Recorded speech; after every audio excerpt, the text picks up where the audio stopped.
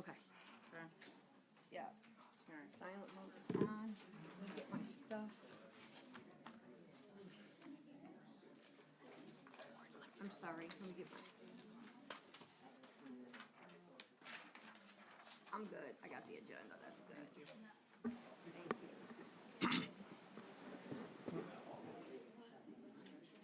Good evening, and welcome to the board meeting for Monday, January the 9th, 2023. This is our regular board meeting.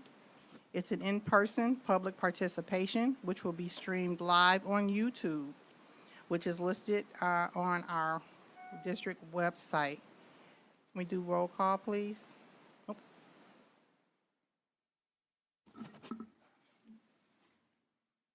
Portia Laster, Present. Harris McCarthy, Present. Judy Kennard, Here. Darcel Davis, Here. Debbie Piles present, Sue Evans, Excuse. President Wester. Present. We have quorum.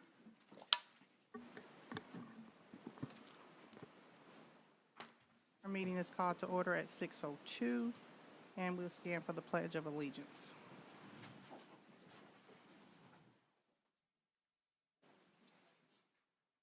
Pledge allegiance to the flag of the United States of America and to the republic for which it stands, one nation, under God, indivisible, with liberty and justice for all.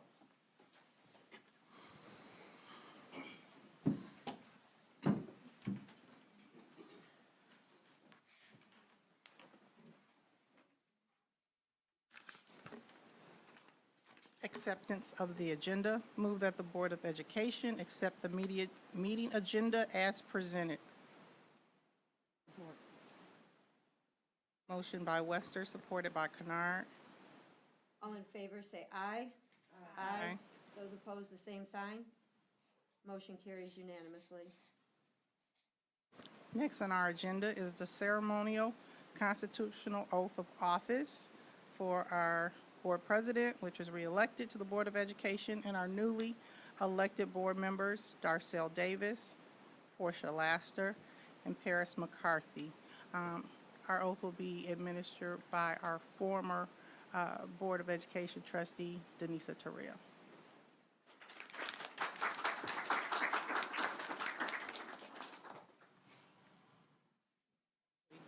Stand up. You need us to stand up front or where we are?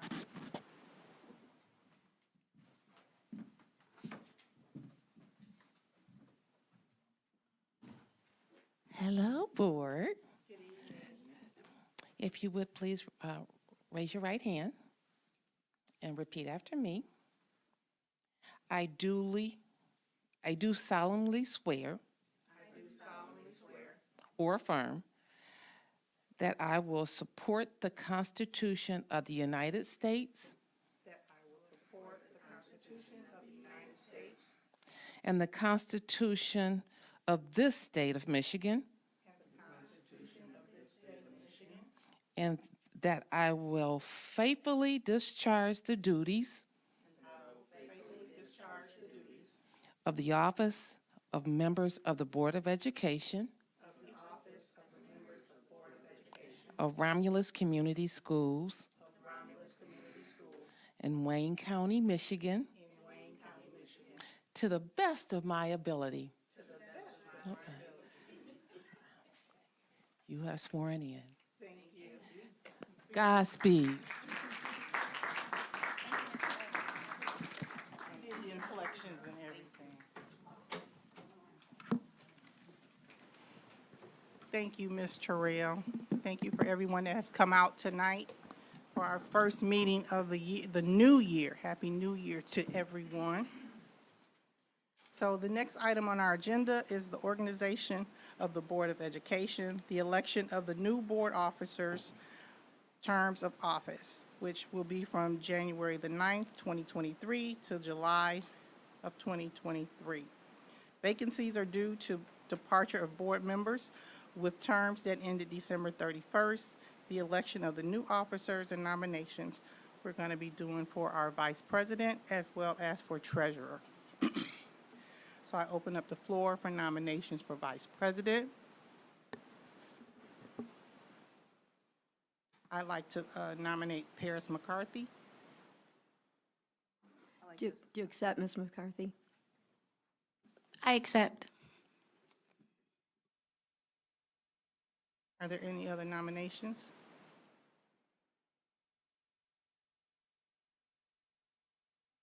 I Nominations would are, like to nominate myself, Judy Kennard.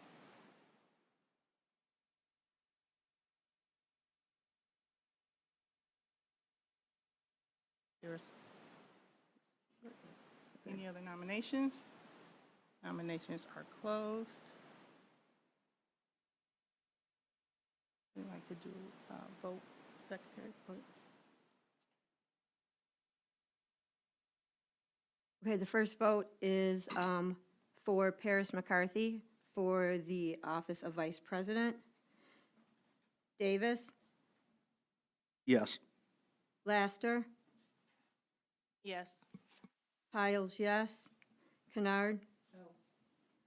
Wester? Yes. Motion carries. Congratulations, Vice President McCarthy.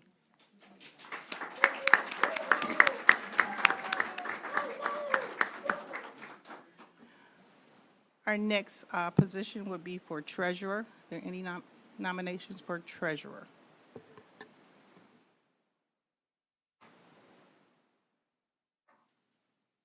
I'd like to nominate Darcel Davis. Do you accept, Mr. Davis? I'll accept. I'd like to nominate myself, Judy Kennard.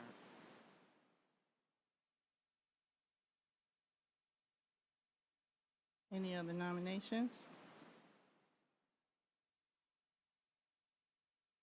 Madam Secretary, can you do the vote, please? Roll call vote. This first vote is for Darcel Davis for the officer of board treasurer. Piles, yes. McCarthy? Yes. Laster? Yes. Davis? Yes. Kennard? Wester? Yes. Motion carries. Congratulations, Treasurer Davis.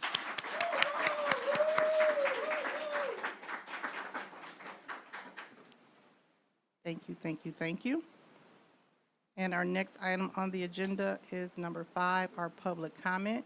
If you would like to speak and have not turned in your forms, you can turn those in now to Secretary Treasurer Piles. Sorry about that. We know what you mean.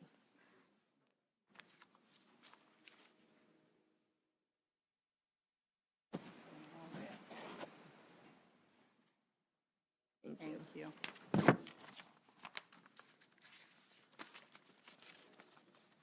Is that it? Okay. First, we have Carol Bales.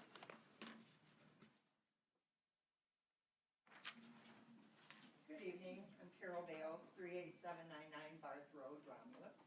Most of you know me. First, I would like to welcome and congratulate our newly elected board members, Paris, Porsche, and Darcel. And congratulate Ursula on her reelection to the board. I'm truly, I am truly looking forward to positive leadership as we move forward in our district. And I mean that sincerely from my heart. However, it is with deep concern that I come before you tonight and requestfully request your support. It has been brought to my attention that one of our current law firms has been charging approximately $20,000 a month or upwards for the past year for services rendered without detail being provided. Therefore, I am respectfully requesting that prior to disbursement of funds and approval of bills for payment, that the Board of Education review invoices and detailed documentation of services rendered and costs incurred by law firms. Even with pending lawsuits, current charges are excessive and should be curtailed to protect our tax dollars. I thank you in advance for your attention to this matter. Thank you. Thank you. Thank you.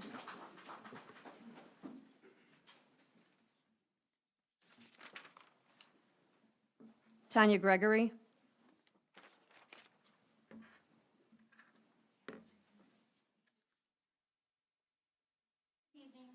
Good evening. Good evening. My name is Tanya Gregory, 30418 Dorset Street. I first wanted to congratulate and welcome our newest members, Portia, Paris, and Garcelle. I as well am excited to see what the future holds for our district with the new group. Next, I would like to remind the board that back in September of 2021, our superintendent, Dr. Edmondson, was placed on leave by the majority of that current board. It was stated the investigation was not against Dr. Edmondson, but he was not able to work during the investigation because he would interfere with that said investigation. He was then terminated in December of 2021 with zero explanation. It has now become public knowledge that Debbie Stiles is being investigated for embezzlement. I feel she should have the same treatment as Dr. Edmondson, and she should not have any participation in any decision-making until this investigation is completed and she is free of these claims. Thank you very much. Thank you. Thank you.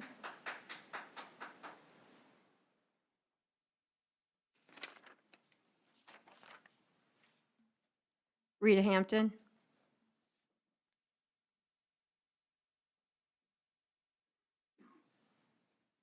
Good afternoon, newly elected board members. Glad to have you, and Ursula, Garcelle, Paris. Oh, use the mic. My voice is loud enough. I know. I'll start over.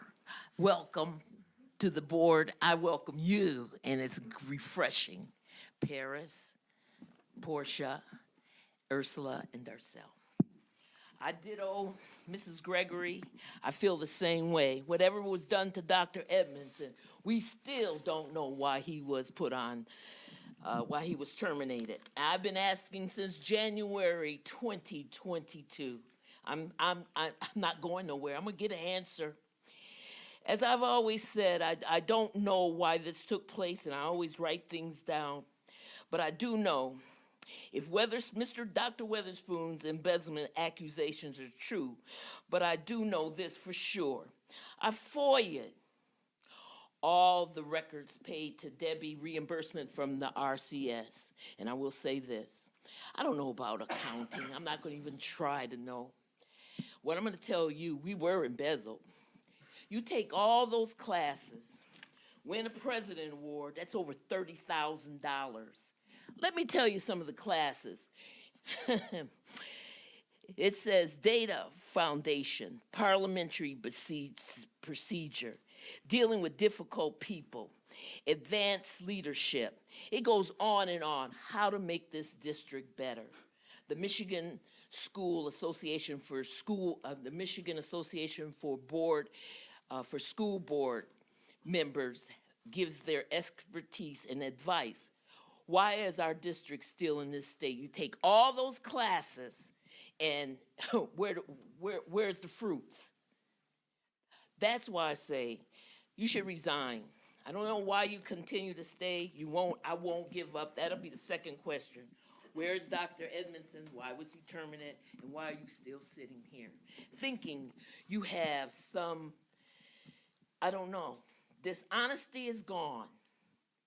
You have none. No, I don't trust you. The lies are flagrant. They have been. 2 weeks gone. Then 2 weeks, that September 27th, 2021 to December 29th. Still no explanation. You must have wanted him. You gave him a great evaluation, and then 2 months later, he was put on administrative leave. I will continue to ask these questions. I would suspect that you would maybe possibly answer when it comes to board comments at the end. I'll be here to the end. No matter how long it takes, Rita Hampton is not going away. Thank you. Thank you. Sarah Carter.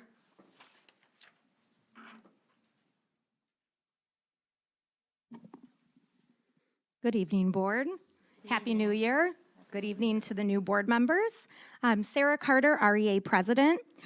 In light of the information that was put out in the media over the break regarding the former interim superintendent, I hope that the board would consider removing Eric Delaporte as one of the district's attorneys. As indicated in the October 5th, 2022 article from www.wzzm13.com, Dr. Weatherspoon has brought on Delaporte Law as the attorney to represent the Muskegon Heights Public School Academy System, which is the district that he is now working for. Without a doubt, it is a conflict of interest to have Delaporte Law represent Romulus Community Schools while working for and with the individual who is now suing Romulus Community Schools. I hope that you would consider making a motion to remove Delaporte Law. Thank you.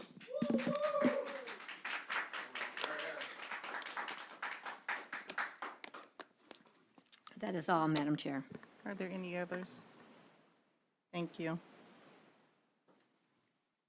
Next on the agenda are presentations. Our first presentation will be from the Michigan Department of Education Partnership in regards to the district status. Dr. Bledsoe, did you want to say anything about them presenting? Good evening to everyone. With Romulus Public Schools being announced as a partnership district, I asked if Dr. Pearson and Paul Schumer would come on board to just talk to everyone about the seriousness of where our district stands and what it means to be a partnership district and the type of support that we truly need in order to move the district forward. This pertains to our instruction. We are here partly because of our instruction and also partly because of our graduation rate at the high school and what else? The high school, RVLC, and also even though the middle school is not listed as a partnership district, there is still some concern. We have to put practices in place for the entire district, K-12. We cannot just focus on one component, and so I wanted them to come out and to express the needs, our needs, and how they will support us. So Dr. Pearson and Mr. Schumer. Thank you, Superintendent Bledsoe. So good evening. My name is Bill Pearson, and I'm the director of the Office of Partnership Districts, and I work for the Michigan Department of Education. There are several offices that work in the Michigan Department of Education, and we are lucky enough to work with districts that are identified to be a partnership district, and that is because you have a school in the bottom 5% based on a school index, which I will show a PowerPoint and explain what that means, or you have a school that doesn't graduate 67% of its students, and I will explain that also. With me is Paul Schumer, as was mentioned. He is the liaison in our office that will be working with Romulus Schools. And we also have Marquita and Nakia from Wayne ISD that will be participating in a lot of the meetings. So the partnership agreement that is going to be written with Romulus Schools is a 3-year agreement, and we are going to provide support so that we can improve the index score, which is the student achievement of the Learning Center, and then the grad rate for Romulus High School. So I want to start off by showing a 3-minute presentation with some previous partnership districts that we have worked with in the previous round. It was actually extended more than 3 years because of the pandemic, but we have some superintendents and some people in different districts in the Southeast Michigan that will speak to their experience working with the Office of Partnership Districts. So can you start the video? Thank you.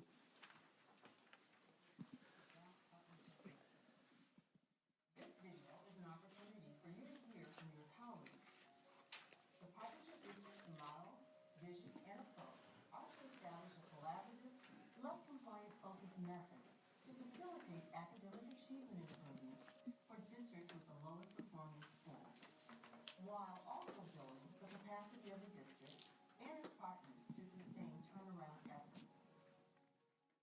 such a collaborative approach, districts are better able to shift from an individual school emphasis to a district-wide systemic focus to realize positive change. We begin our first video in Oakland and Wayne County, where we ask current partnership district leaders to share their thoughts.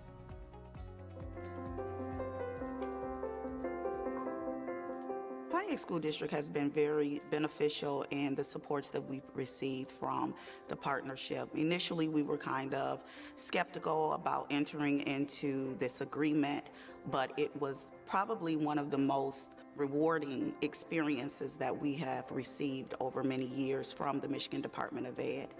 And so I say that just due to the collaboration that we have been given with the Michigan Department of Ed, allowing us to have those critical conversations around the challenges and around our benchmarks. And so with the funding, it has supported various opportunities for our students and teachers to receive additional resources. We didn't know about the experience. We were leery of the label. We did have some teachers that we interviewed and say, oh, you're a partnership district. They didn't want to come here. But now we're like, do we have to get off the partnership? Because of the support, because of all that we've done over the years, we appreciate it more. It is definitely a partnership. The partnership agreement has set us up for success, without a doubt. And the non-monetary foundational qualities that are needed to continue on a pathway to student success, they are going to remain. So to the partnership districts in Wayne County, we provide a wide range of supports. The unique aspect of the partnership agreement is that it is the plan of the district. The school has the vision, and the support that provided and the consultation that's provided from the ISD is merely to provide support to make sure that that plan works. So the plan is the district plan, and we collaborate with MDE and the ISD and also the district to implement their plan. The partnership meetings were very unique, that it had an opportunity to bring all external partners, all external stakeholders and vendors. That's everyone who's providing support to the school. And it allowed an opportunity for us to share what we were doing and also to streamline the support. As a partner, you can play a role. The Pontiac Regional Chamber, we play several parts in the partnership agreement. So one is we act as an extension to the school district and making sure they have access to governmental leaders, business leaders within the community, reaching out to people who may be stakeholders that make a difference within the city. And then also we help build camaraderie around the educational foundation that we think is very, very important within our community. It always starts with picking up the phone. We reached out to each of the schools and school leaders and said, hey, we'd like to host a conversation with the school leaders to talk about improving educational outcomes within our community and what can the business community do to support school districts. The work we've seen take place over the last 5 years have been a direct result of those partnerships. So between the 21H funding and between the partnerships that we've been able to have with the ISDs we've been associated with, I think we've been able to see a positive trajectory, not only at the high school, but district-wide. Our focus has been on reading, and we were actually able to fully implement a new reading program, and all of our teachers are well trained in that program, and it has actually shown some progress. We have more students that are actually reading on or above grade level, and we've had more participation with our tutoring because of the 21H funding. The Michigan Department of Ed is here to support. It's not as punitive as I initially thought, and that the growing pains will be relieved once you start to have those conversations and understand that they're here to help, and they will help if you allow them. Okay, that's just an introduction. We put that video together, asking districts that were in partnership agreements previously. So now I'm going to show 13 slides, a PowerPoint presentation that hopefully will answer a lot of questions that you have about why you're identified as a partnership district, what's going to occur in writing the agreement, and why we have a 3-year agreement. And then we'll be able to stick around. We'll be able to stick around for questions. Okay. Go ahead. You can go. I'll tell you when. Go ahead.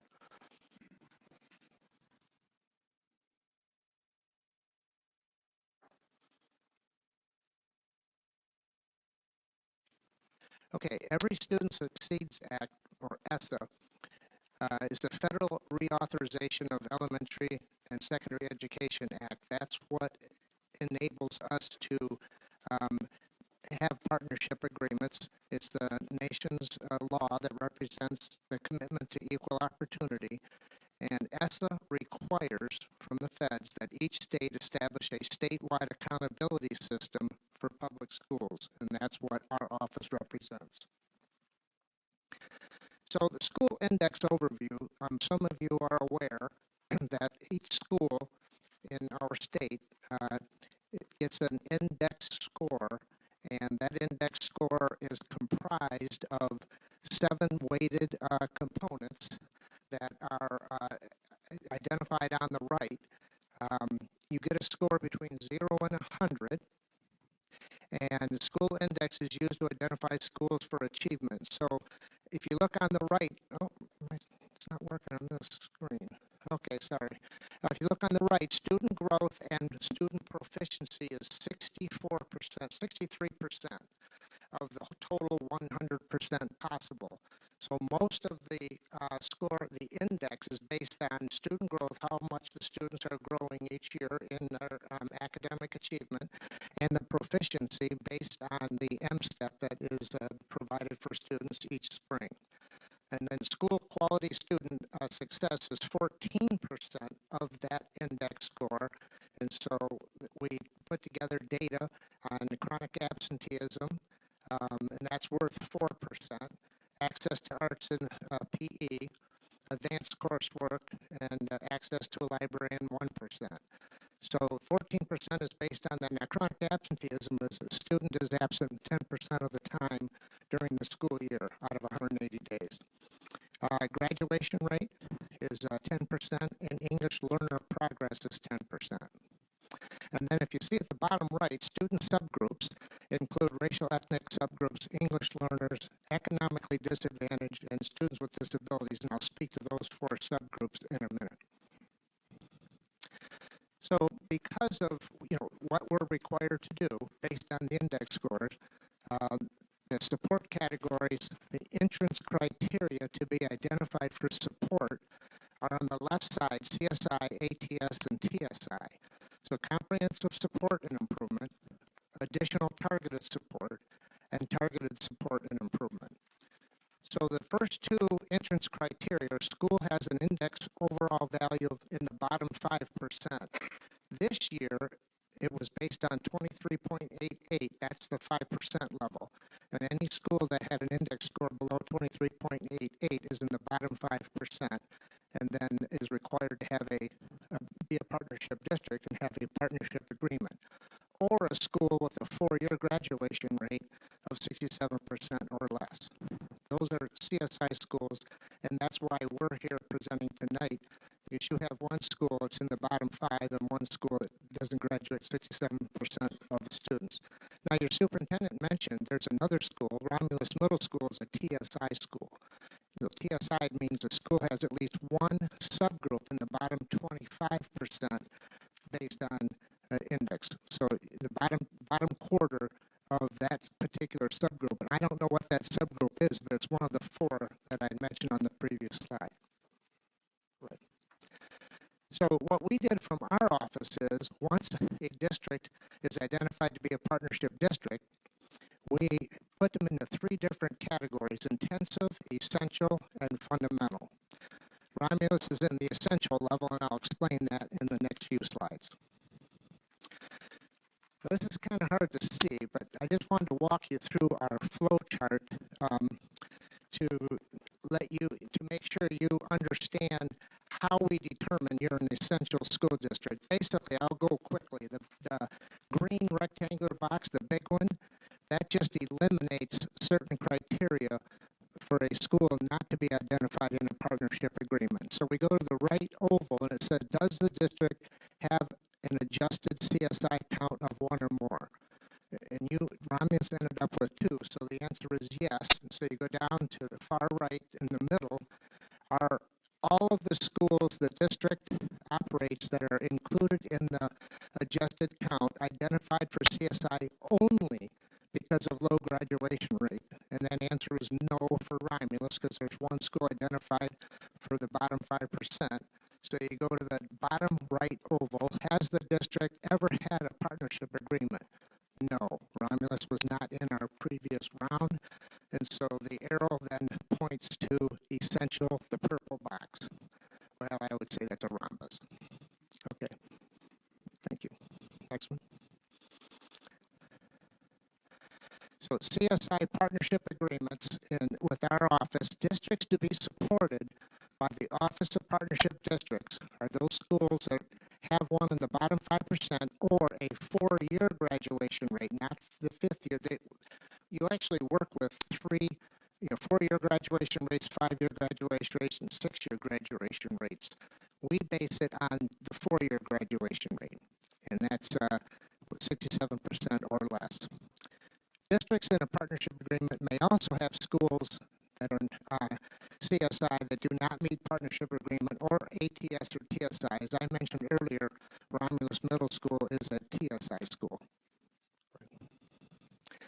So we use the Michigan Integrated Continuous Improvement Process, identified as MICIP, is the pathway for districts to improve student outcomes by assessing whole child needs to develop plans and coordinate funds. And that's what we'll be using, the MICIP process. And some of you know that, some of your staff members know what the MICIP process is. We'll be using that to work through writing our agreement. And we write our agreements, we have 90 days by law. So these partnership agreements are going to be written by April 17th. Identification on the essential level is what I mentioned earlier. We're number 2 in Romulus here, a district without a previous partnership agreement in which a school is identified for CSI in the bottom 5%. And that's what makes Romulus at the essential level. So the expectations for partnership districts with essential supports. So this is the minimum. When I say monthly meetings, or these are the minimum, there's going to be more meetings than this, but on-site monthly meetings between the liaison, which is Paul, and the district, and the superintendent will determine who is in those meetings and who's going to participate, along with the board, however you guys work it out.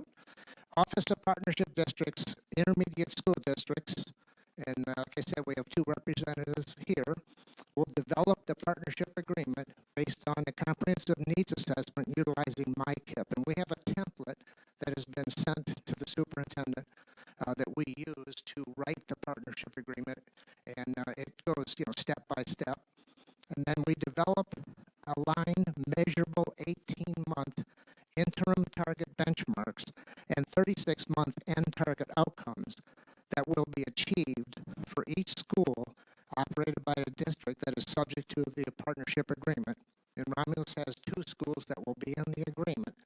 So we're going to write 18-month benchmarks because it's 3 years. 18 months is halfway through the agreement. So we want to measure how well we are doing with the partnership agreement, meeting those benchmarks, and then the outcomes at the end. Then that will determine how well you do on the outcomes, will determine if you're released from the partnership agreement or if you are identified again in round 5, which will be 2025. So we got 3 years to do that. We also are going to write accountability measures. By law, we have to write accountability measures in the partnership agreement. Those accountability measures then will be determined by the district, not my office. And the district will determine what will happen, what they want to see happen at the end of the 3 years if you're not successful meeting the outcomes in the partnership agreement. And basically, we have a format that we will use at the end of 3 years. I'm not going to show that tonight because we're really talking about how to start the partnership agreement.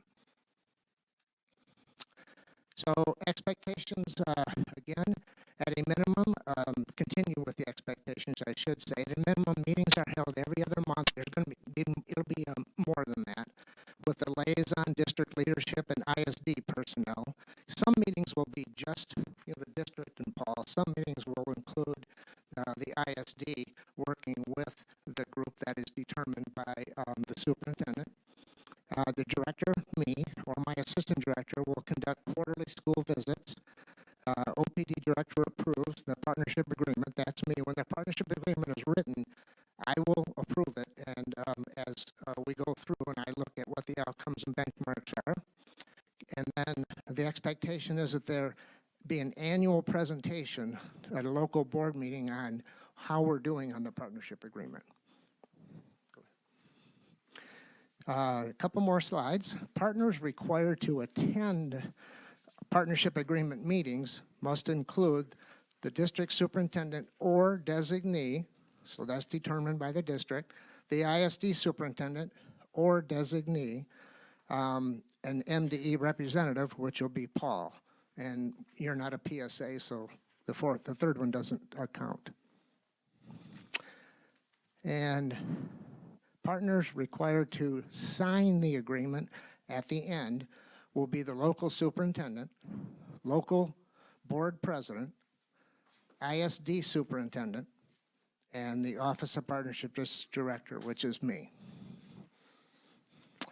So that's an overall view with the video and with the slides on what our office is going to do to help support you. And we have people in different areas at Michigan Department of Education that can help with some of the things that come up. As you do your needs assessment and you walk your way through what is it that we need here and what are the root cause analysis that we come up with in terms of why we're not either graduating kids or meeting the needs of the kids that are getting out of the bottom 5%, we can bring in lots of different people or lots of different areas that you have questions on. We can help support, as the video was saying. We have to go through the process to determine what the needs are first, then we'll move in that direction. So any questions for myself or Paul? And I am glad that you, I am glad that you asked us to do this. I think it's very helpful. I wish more districts would, to be honest. I have something, if I may. Thank you, Dr. Pearson, for bringing this to our attention and going over it for us. Any board members, Madam Secretary? I do. Yeah, thank you for all of that. That's a lot of information, but in a format that really helps us understand, which is required for us to effectively proceed. I know when I first heard we were a partnership district, obviously we would not like to be, but it is what it is. And so when I found out that we had been identified as such, I was actually excited because now we have opportunity. So if we're already going to have the struggles we have, now we have opportunity with the state for the partnership. And then, of course, our ISD has also been supportive even prior to now. So I thank you for this. I thank you for all the information you gave. And I'm excited about the opportunities and, most importantly, the results that will come because of this. Thank you. Any other comments? Thank you so much, Dr. Pearson, for your presentation. Our next presentation is our annual audit conclusion. This would be Mr. Joe Verlin.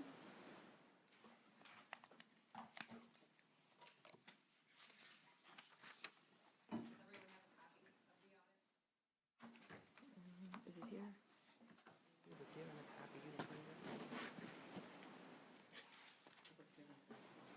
Yeah. I'll pull it up on mine. Good evening. Good evening. I would like to thank the board for the opportunity to be here tonight. My name is Joe Verlin from Gabriel & Company, and I'm going to walk through the audit report. I don't plan on covering all 80 pages. Hopefully that's not upsetting to anyone. Certainly, if there's questions along the way, don't hesitate to ask. Thank you.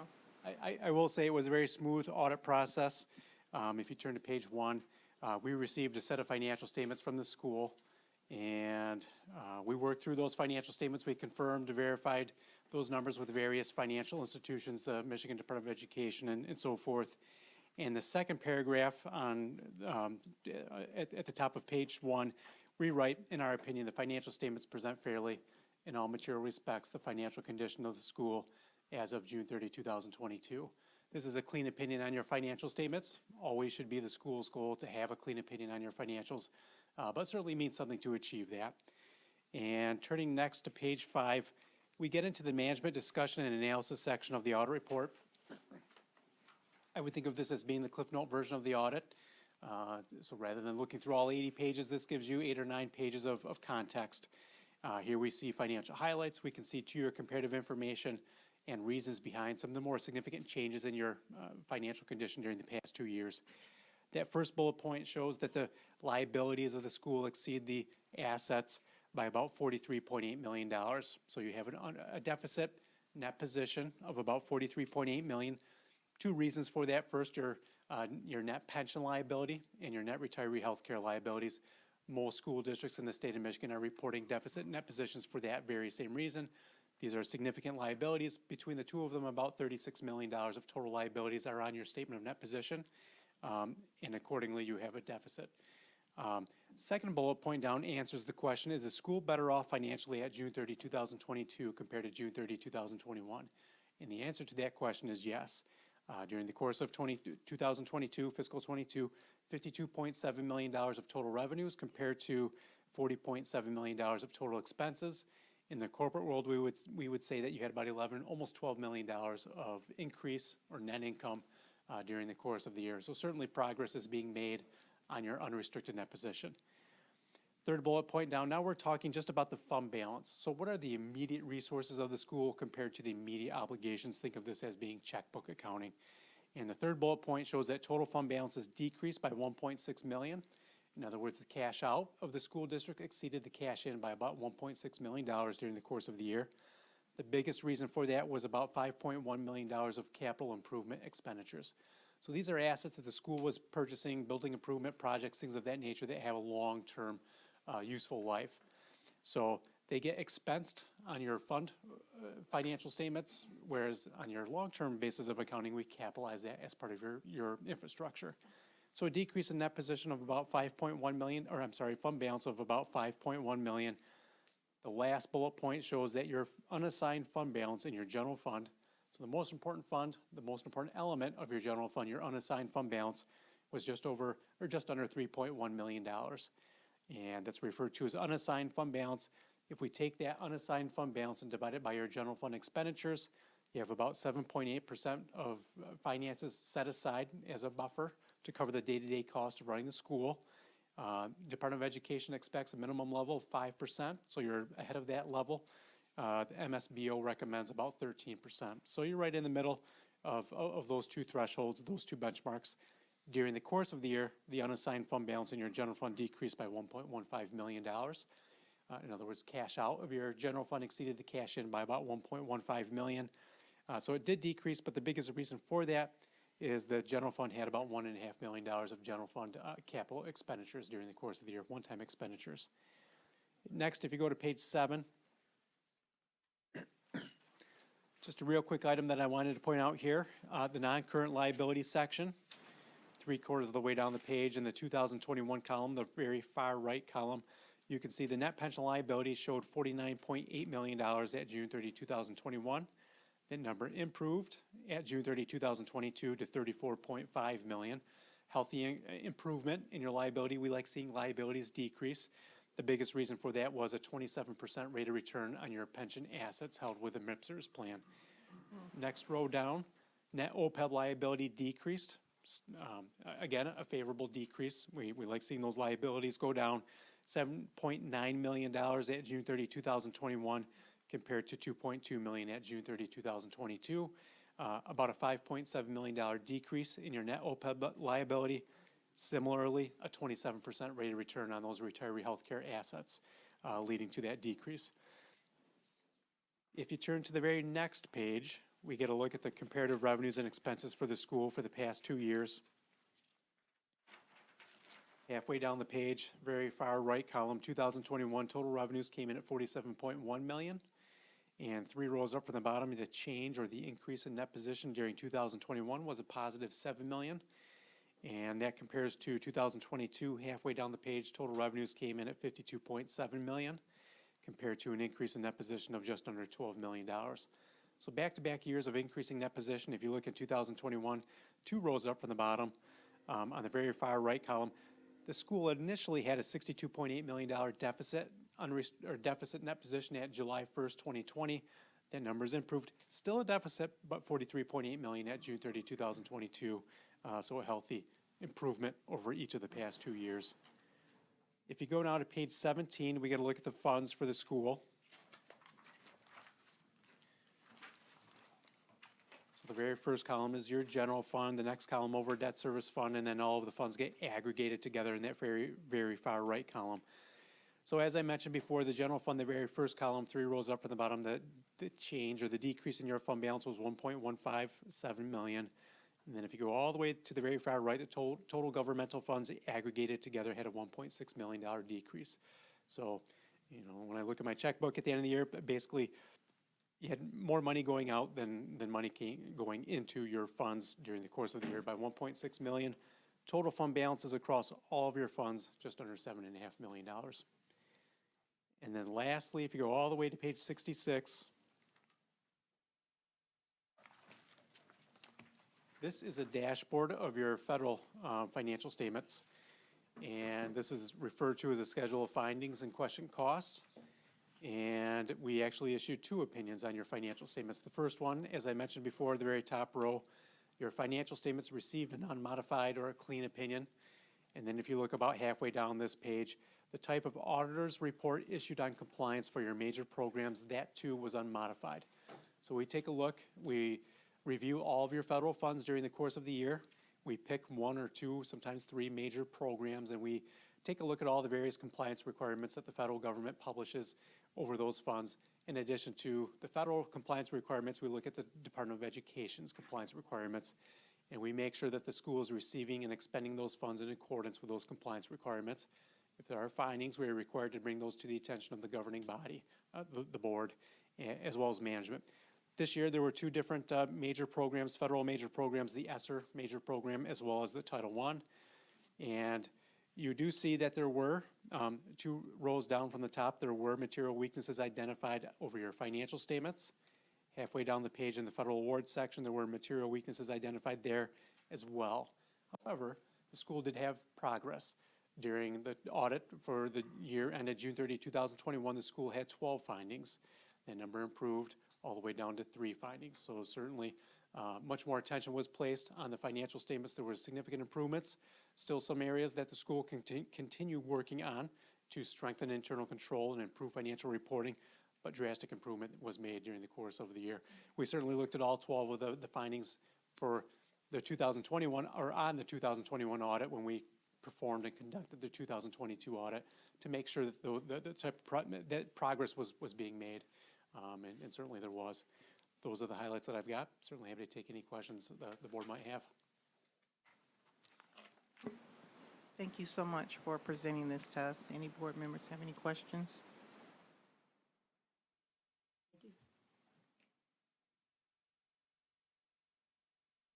Thank you. Sure. Yeah, my questions are, if you would please explain the difference between the unassigned fund balance and assigned fund balance. Sure.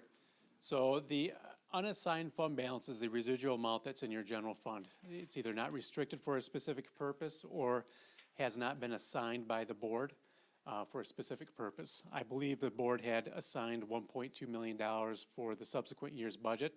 So when the school board put together the fiscal 23 budget, there were expenditures in excess of the revenues, and that amount was assigned at June 30, 2022 to make sure that you had the resources available to cover that budgeted or planned decrease in the fund balance for fiscal 23. None of us have a crystal ball. We don't know how the general fund's going to look, but that was what the initial plan was showing. So for that reason, there was $1.2 million of assigned fund balance. The rest of it fell to the residual or unassigned fund balance. Sure, thank you for that. And my other question is we have dropped to a 7.8% fund balance. Were you able to tell when doing this audit what percent of our 7.8 fund balance is attributable to us having ESSER funds? Is it possible that we have an inflated sense of what our fund balance is because we have actually rolled so many reoccurring expenses into ESSER funds? And is that something we need to be mindful of that could catch up with us, and blindside us in the future? Well, that's part of the budget balancing process that happens on an annual basis. Certainly, there have been instances during the past couple of years where there have been federal relief funds received by school districts, and it has taken some of the burden off of their general funds. So that is definitely something to be mindful of. What's nice about those federal relief funds, they are sitting in your bank account right now. The amount that was received during the past 2 years. Now, a lot of the ESSER funds were pass-through funds. So in other words, the school incurs a direct expenditure, and then you get reimbursed for it. But there have been other federal relief funds that have certainly aided your general fund. So that is definitely something to be mindful of when planning for the future. That's all I had. Thank you. Thank you so much for that presentation. Sure. Yep. Glad to be here.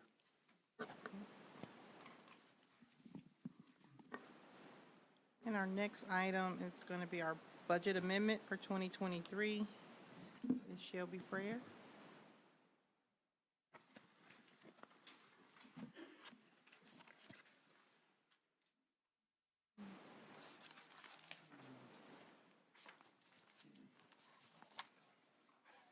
You say you're cold. I said I'm tired of going to school. I thought you said you were cold. Does anyone need a copy of the audit that just happened?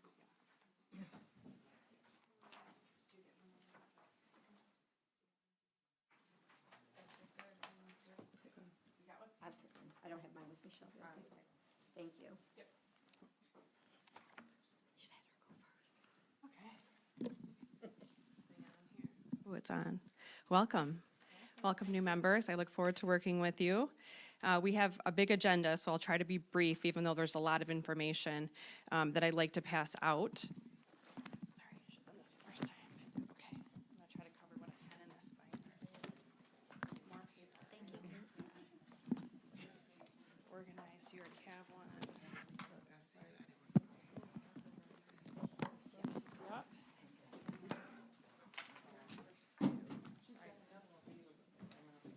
yep. Okay. I'll try to be brief here, but I'm going to run through what is in the binder I just passed out to you guys. Does everyone have it open on the first page, ready to rock? Okay. So for the new members here, our typical budget process would start usually in the spring, and then we present some time in May, and then the budget would get passed by June 30 for that next kind of fiscal year. So fiscal year for schools obviously is July 1 through June 30, so we're in the mid-year budget amendment process, which is basically a true-up of all the activity that's happened for fiscal year 22-23. Any questions on that before we get started? Because nothing else will make sense if, okay, great. So the first page in your binder is just a one-page, high-level, what we call a function code level view of the budget. So our budget is comprised of hundreds of line items in our general ledger that would identify how we spend money and how we pull in money. And this is really a summary view of that. So, so just real quick on here, you'll see that there's 4 columns on your spreadsheet. And the first one is just a comparison year over year, so you have an idea of how much we've been spending in certain categories. So it's fiscal year 21-22. And then the next row over is 22-23, our original budget that was passed.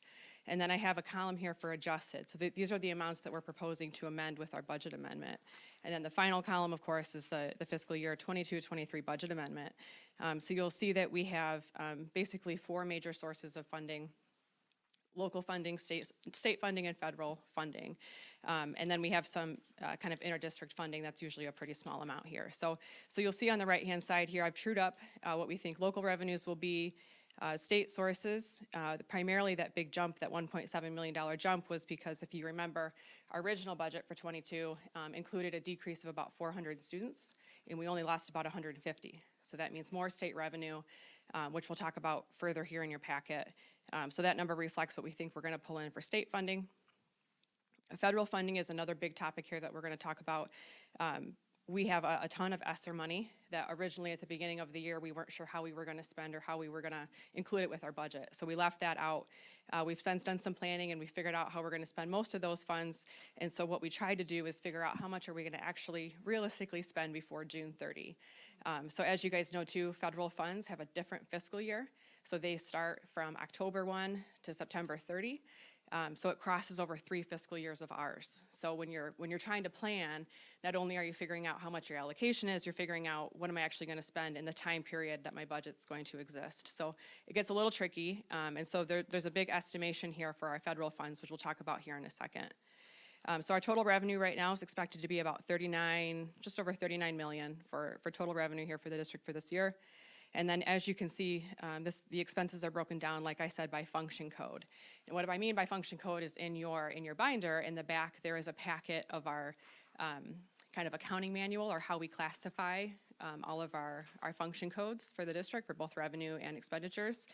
It's a really exciting read for anybody that wants to understand accounting. But it's in there, so in case you have any questions. So for example, you'll see right after the title, the very first column here has 1X or 3X or 4X, and that just helps you understand what goes into each category a little bit better. So if you're wondering what goes into pupil, it'll break down everything that would be put into our pupil function code.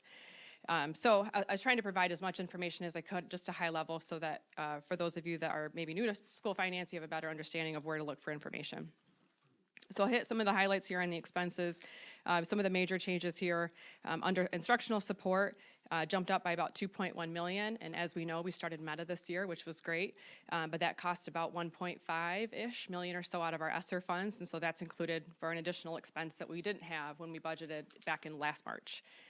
Same thing for maintenance and operations. We have just over $1 million increase. We brought our third-party vendor back in-house, which had an increase for us.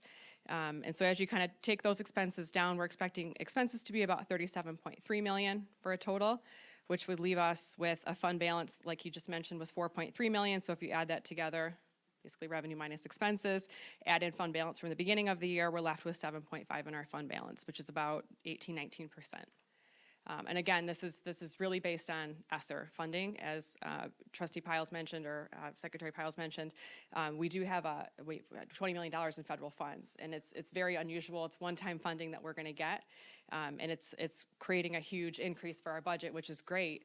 But we do have about $4 million or so worth of salaries that are ongoing costs baked into our budget right now for ESSER, which means when those funds dry up, they got to go somewhere, right? Whether that's programs or people, those are going to have to be shifted back to either another funding source or general fund. So our fund balance looks really good and healthy, and it is. But as we keep going here, when those ESSER funds go away in about 24, 25, we're going to have to do some reshuffling here to make sure we can afford everything. So that was a lot of information.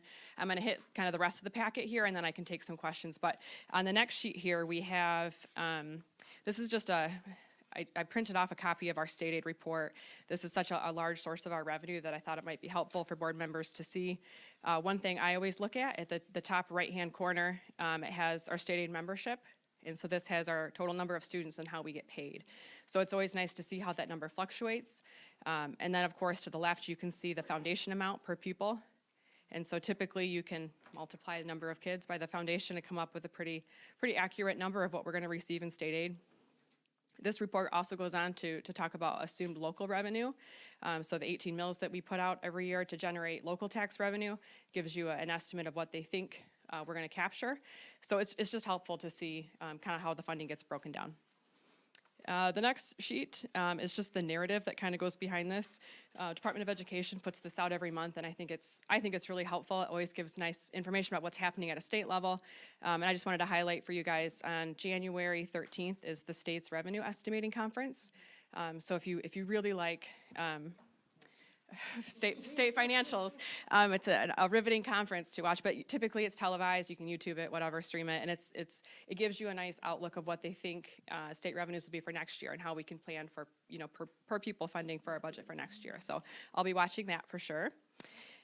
So they have that online. And then also I just attached, since ESSER is such a huge portion of our budget right now and a lot of our activities, I just included our grant applications for ESSERs 2 and 3.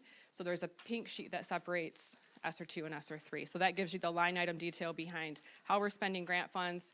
I will say we have about 80% spent of ESSER 2 right now, and we are about 25% of ESSER 3. So that means some of those things in the grant may or may not have happened yet. That's just what we have approved by Department of Education to spend. So I know that was a ton of information, and I'm happy we have talked a little bit about doing some kind of training or offline kind of Finance 101 to get folks up to speed on our budget and just how it all works and what our processes are, and I'm happy to do that too when we have more time and can go through it. So any initial questions on that? I know that was a bunch. Thank you so much. I kept saying, I don't want to go back to school. I just saw all the pamphlets you were bringing out. I'm like, really? So much, I know it. It is. At least It's they're a in a lot. binder, yeah. But like you say, I like the way you kind of went over it a little bit and gave us some referencing information to look at, to go at it. Does anyone have any questions for Shelby? No? I don't have a question. I have a comment. Thank you very much for the hard work that you and your team have put into in delivering this type of information to the board. I think this is one of the most extensive and thorough reports that we've gotten since I've been on the board, and it's self-explanatory in many, many ways for those who are laid to financial understanding. I just wanted to, recognize the fact that we do recognize that you have put in a lot of effort into getting this, and also being able to explain the differences between, what's the general and how much is ESSER, and what we have to be mindful of as we move forward in determining, and determining where we are going to be once those ESSER funds are gone. Right, and making sure that we are in compliance. Thank you. So Yeah, I thank you very appreciate much that. for Yeah, your- we have a really awesome business office team. Sarah Kahn, who's our business manager, does an excellent job, and she's, stepped up in all kinds of ways this last year. And I do want to say thanks too to our auditor. We got dropped by our old auditor kind of late in the game, and they stepped in and did a wonderful job. And the team were able, as he mentioned, to get, 12 audit findings down to 3. Which blew me away too. That's pretty exceptional considering everything we had going on. So yeah, thank you for that. The business office team is doing great. Yeah, and also I want to add, so that our new board members will be aware of the fact we've had turnover and transition in that particular area, and I've been on the board for now going on 3 years, and it's been every year multiple turns over. So this is the most stable that we have been in terms of the staff. Thank you. I have a question, President Lester. Thank you, Ms. Fryer. I know we have an action item on here tonight. I know that, and thank you for this binder and for that information. Let me say that first. I know many board members were able to take advantage of a training that took place in, I believe, like early 2019, that was put on by the Treasury Department, and then we later found out that that was you who had done that, and we all came back so thankful for having a better understanding. I know we had talked about before we approve the amended budget, being able to have an opportunity to sit as a newly assembled board to kind of have a study session so that we can better understand, because school finance is a really big, daunting piece to tackle. So my question for you is, I know we have an action item on here tonight. Is this something that we could still do that study session as a board so we understand better what we're actually voting on? Or is this something that needs to take place tonight? Well, so we have, I guess there's 2 ways to answer that. Certainly, if it needs to be delayed, we would. I think right now, we have in our accounts right now, if they haven't been kind of trued up or cleaned up, folks that are trying to spend money can't until this gets approved. So I wouldn't want it to go too much longer, but certainly if the board's not comfortable or wants more information, absolutely happy to do that. So, and I'm, even with this, even if it does pass tonight, we can always do that. Whenever the board is, we'll likely end up doing another amendment anyways, just given ESSER's, it's really, I don't want to say volatile, but it's, we have so many programs coming and going right now, trying to figure out what's going to actually happen, the activity before June 30, that we're likely going to have another amendment anyways. Okay. But certainly, whatever the board's comfortable If we can with. get that Yeah, in no, I prior don't, to the next one. I don't want to hold up funding that, but if we could still have that. And my only other question was with ESSER 3, I believe 13.1 million was allocated to RCS for ESSER 3, and 20% of that is mandated that it must be allocated toward learning loss. Has a budget and plan been established as of yet with that 2.1 to $2.6 million that is going to be just spent on learning loss? Yes, to my knowledge, MDE won't approve our application until it does that. Okay. And we do have an approved allocation right now, so I'm not sure the specific activity. I could probably dig through that spreadsheet or ask our grant administrator, but yes, I believe that's been Okay. addressed. Yeah, so if at some point that the board, could just see what that plan is for, so we know what we're, expecting and be able to monitor and measure that and get reports. Thank you. Yep. Thank you again for all the hard work that the finance department has done to get things done. Thank you so much. Our next presentation will be from Southwest Food Service Excellence, SFE, and the Romulus Super Friends. We got Chef Knowles.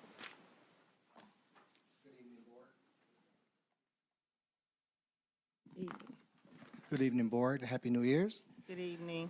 My name is Chef Carter Knowles. I am the General Manager of the Food Service Department, and I have a very short presentation about Super Friends.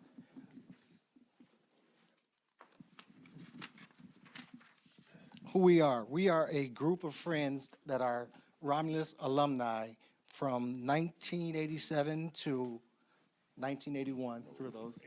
82. As you can see, 87, 87. But you got Mark. Mark's 82. All right. So we're just a group of friends who actually come together after our day of work, and we just want to do things to help the community. So on December 16th, which was our second food giveaway, we were at RECC, where we passed out food, and I think we did about 450 families, and we fed them good before, the Christmas holiday. Well, our mission is, we're just a group of fellows who are just trying to serve the community and beyond. This is all nonprofit. We do this all on our own time, our own funds, and, just love for it. These guys here are all Romulus guys, as you can see. They played all the sports and those. I am not from Romulus, but I was inducted due to my cooking abilities to feed these guys. But Trying to say something? I'm just saying, right? So what we do is we really partner up with nonprofits to help feed the communities. Why we do it, we just like giving back to the community. Our history, last year we were at the RAC and we did over 4,000 meals. And this year we actually moved over to RECC, which was a lot more convenient. And once we get the word out a little more, I think we can do even more for the community. Right now, we're just a group of 12, and what we're trying to do is we're actually networking, see if we can get some donations, and we're doing fundraisers so that we can do our next event, which we're hopefully trying to do something. Was it Easter we were thinking, or? Maybe Easter, something in Romulus where we can give away maybe hams or whatever we can get our hands on with our fundraising. Yeah. And alumni, there'll also be an alumni banquet where we'll also pull in people from, the people that will nominate to get the award will be somebody that has promoted civic mindedness in the community from Romulus, put a lot of time in the community.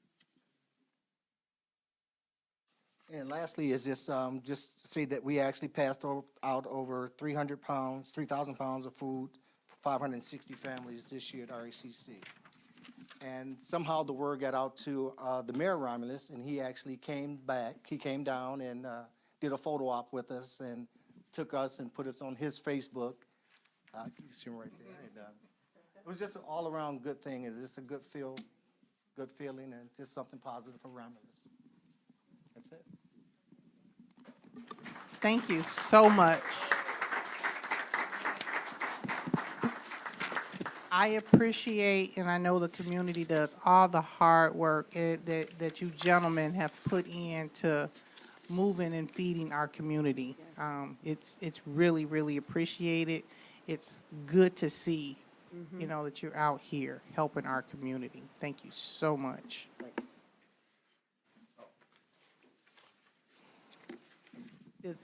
Are there any questions about the Romulus Super Friends first before we go?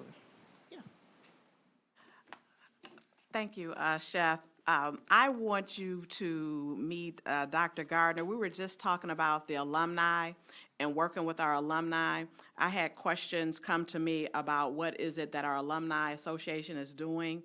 And I think this would be a great opportunity for you all to just connect so that we can start doing more. The question was raised to me about a month ago, where are the alumni? And I didn't know that the Super Friends were here because I didn't know who to connect with. So Dr. Gardner, can you just raise your hand? Do you know? Okay, so that's Chef knows. I just wanted to get that connection. So we'll be reaching out to you so that there are a lot of things that we want to do with the Alumni Association. So thank you. Good evening, everybody. My name is Rodell Endeluz.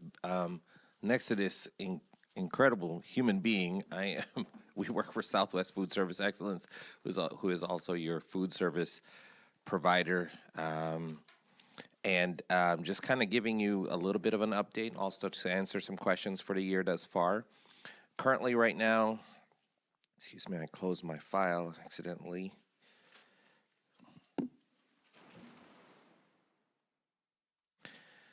So currently to close out the month of December, we were at 275,687 meals compared to 210,973 meals, with a difference of about 65,000, almost 65,000 in meals thus far this year. We're also up about, in total revenue, close to $100,000 in revenue for our food service program. And on top of that, we're doing really well with increasing meal counts, participations in almost every building, and we're doing the very best we can to continue to be a part of the community. So we pledge to partner up with the Super Friends with whatever program we could partner up with, especially that's an alumni program. We'd love to be a part of it. So I'm here to answer any questions for the board. Thank you, thank you, thank you. Does anyone have any questions? I have a comment. My daughter goes to Barth Elementary, and if I forget to pack her lunch, she tells me she got a lunch at school and it was bussin'. So you're doing a great job. Thank you. Thank you so much. I have a question. Secretary Piles.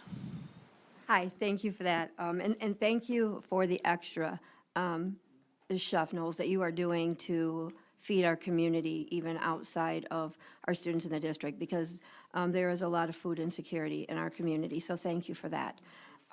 My questions, and I don't know if they got passed along, but my questions were related to after-school programs that we have, and snacks and meals, and we had students who were staying for programs who weren't being fed, and the directors of those programs were saying that they didn't meet the time requirement that they'd been told. It had to be a 3-hour program, and for example, Bright Futures is only a 2.5-hour program.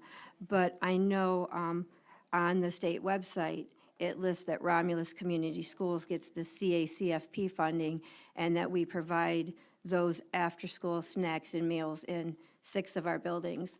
So, and I want the answer now, but if we could, please, the thing that I'd requested was a map of the snacks and meals, the times of day they're served, and the funding source of each, so that we can better understand that. Sure. And make sure that since we are receiving money from the government, make sure that all of our students who are staying for anything after school are having the opportunity to have a dinner there.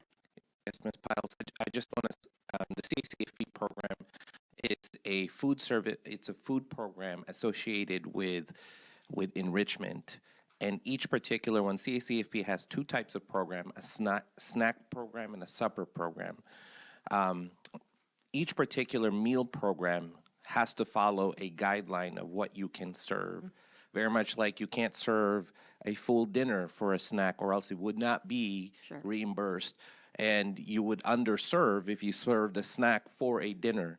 And each particular program, as awarded per building, is dependent on the enrichment program that it takes. Maybe in that particular program, they needed maybe another hour of more of enrichment to qualify for a supper program, but yet they are able to to take advantage of a snack program.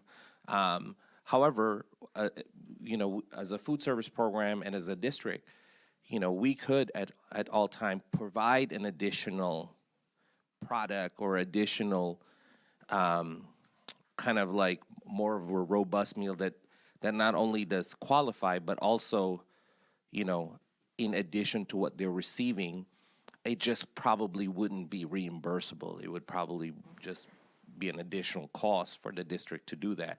But that's the challenge that we're in, you know, because we can only provide based on the reimbursement, and then we want to make sure that we stay compliant to continue to get the reimbursement on a month-to-month basis.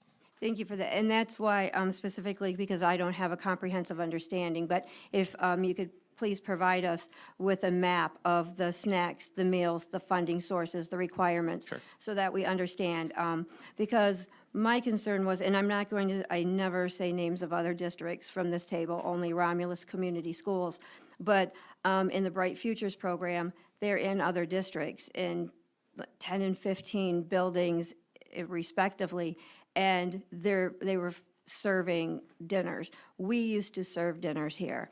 And so I just want to make sure that wherever funding is available, and we also have a profit in our food service, that goes back into feeding our children. Because as we focus on academics, we can't ignore the reality of hunger here. I agree. Thank you. Thank you. Thank you so much for all the information. Yes, Madam President. Does anyone else have anything? Thank you so much. Thank you.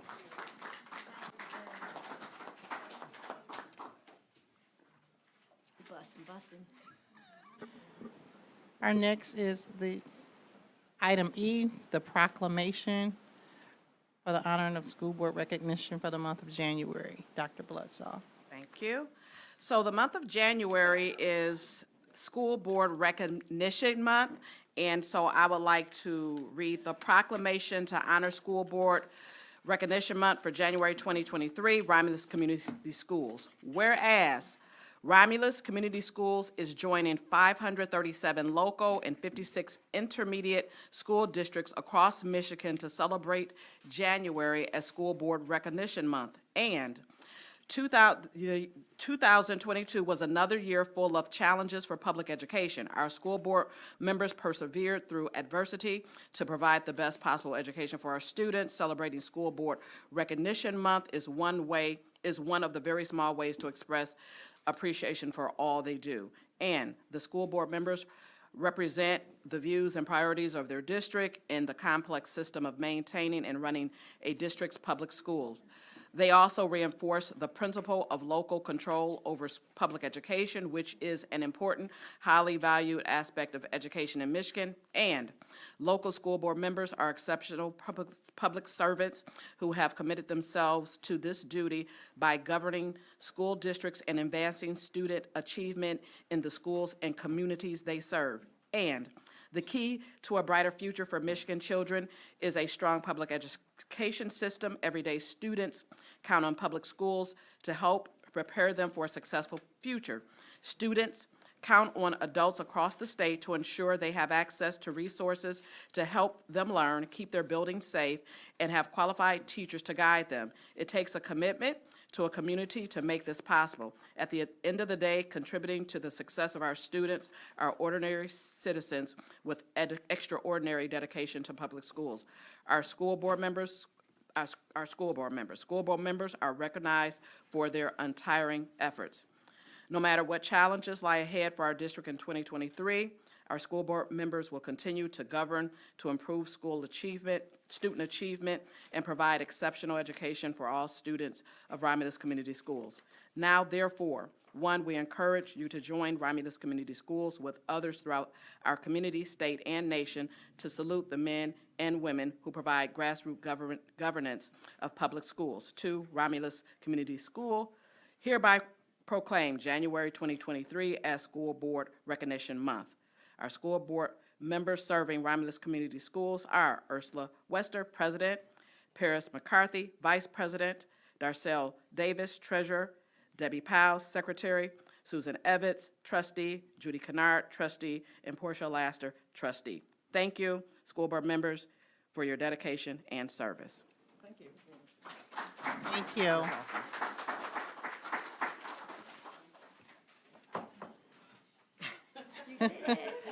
Next on the agenda is the consent agenda. Matters listed under the consent agenda are considered routine in nature by the Board of Education and will be acted upon by one motion. There will be no separate discussion on these items. If any member of the board or any citizen requests discussion of an item, that item will be removed from the consent agenda and will become the first item of business under the report of the superintendent portion of the agenda. A, approval of the minutes of the Board of Education, December the 12th, 2022, regular meeting, as well as closed session. B, approval of the bills for payment as submitted by Business Manager Sarah Kahn in the amount of $2,007,155.60. C, approval of the personnel actions as submitted by Human Resource Director Dan Scott, the retirement of Yvonne Kraft from RECC effective 12/22. So I move that the Board of Education approve the consent agenda as presented. Support. Motion by Wester, supported by Piles. Do a roll call vote, please. Davis. Yes. Piles, yes. Kennard. Yes. McCarthy. Yes. Laster. Yes. Wester. Yes. Motion carries unanimously.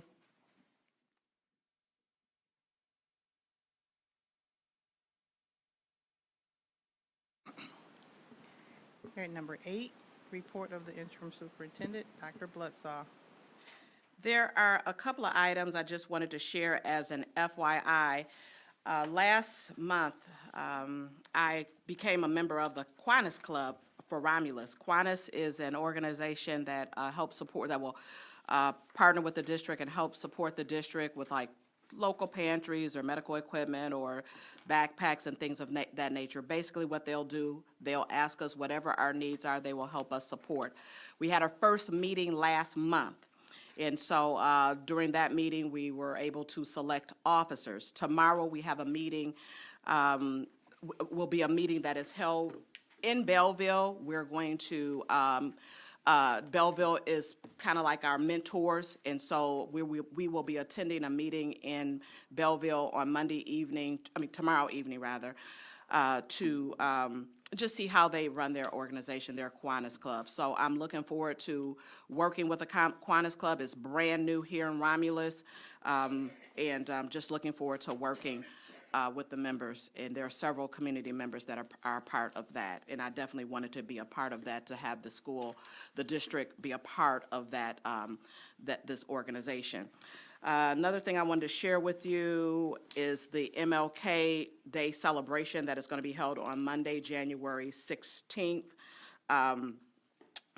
Thank you to Mr. Petty and Ms. Reyes. The band, high school band, will be performing. And so I'm very excited about the performance, and for Ms. Reyes always stepping up to help.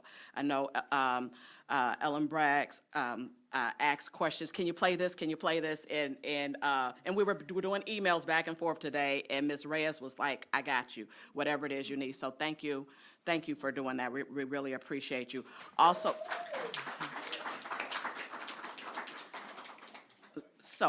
during that time, there will be a coat drive. So the start is going to be at the middle school and walk over to the high school. I think, if I'm not mistaken, announcements were sent out. I did ask for those to be sent out to the district so that you all have the itinerary for the schedule of the events. So just wanted to share that with you all.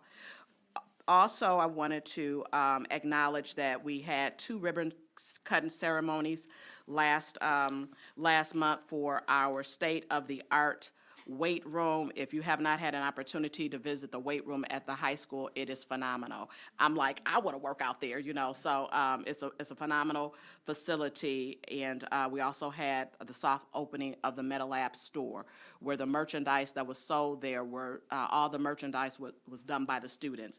I spent a lot of money in there, and I will be spending more money. They had hoodies and body lotions and pillows, and students from all level participated. Elementary students made pillows and pardon me? Ornaments. They had baby clothes. I mean, it's just a phenomenal. So if you have not had an opportunity to get into that MetaLab, the MetaLab store, please go to it. A lot of great items there. I also want to, am I missing anything? Weights, penny ceremony. Okay, and we also have 2 action items that are coming up, and as you heard earlier, we had Dr. Pearson here to talk about the need for our partnership agreement, and even though the high school is the reason we have the partnership agreement, it is imperative that we start at the elementary level so that there's continuity going from the elementary to the middle to the high school. We can't just do something at one level and expect growth throughout the district. So we have to put practices in place so that we have we move upward. Okay, so as we look at the action items, please take into consideration that need. Also, I want to just kind of piggyback off of it, the fact that on one of the action items, there are 3 options, and the reason we have the 3 options is because of our partnership agreement. We wanted to take into consideration that we are partnering for 18 months. So it goes into, that will extend into 2024. So when you see those action items, that was the reason, because we wanted to make sure we were working hand in hand with MDE as a partnership school on all levels. So that is the rationale behind the 3 options that you have on that action item that you will see. President?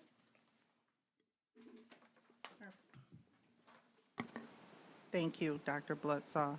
The first action item, if someone would like to read that would be for KSK Consultancy. Madam President, recommended motion, there are 2 options. You need to go into the microphone. It's not on. Can you hear me? It's on, but Can you hear me? you got to pull it closer. How about now? Okay. There are 3 options. The recommended motion, move that the Board of Education approve the following contract with KSK Consultancy, Dr. Carrie Krantz, for project management services for continuation of implementation of new elementary ELA and mathematics instructional programs at the elementary level. Option A, January 10th, 2023 to August 31st, 2023, provides project oversight inclusive of summer training for teachers. This will consist of 20 hours per week for 9 months for a total of 720 hours at the rate of $125 per hour. The total compensation for the grant-funded contract shall not exceed $90,000 plus mileage and or expenses.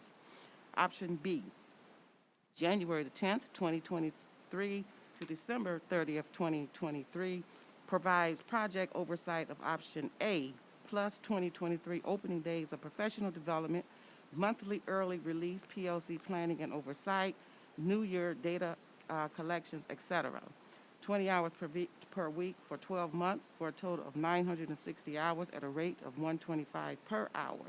Total compensation for the grant-funded contract shall not exceed $120K plus mileage and expenses. Or the final is option C. Option C, offering the district continuous, uninterrupted oversight coinciding with Michigan Department of Education partnership district timelines.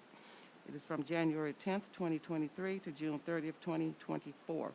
This provides project oversight of all the former and the guarantees continuity of services, a requirement of the grant funding, and coincides with Michigan Department of Education partnership district timeline. It consists of 20 hours per week for 18 months for a total of 1,440 hours at a rate of $125 per hour. Total compensation for the grant funding contract shall not exceed $180K plus mileage and expenses.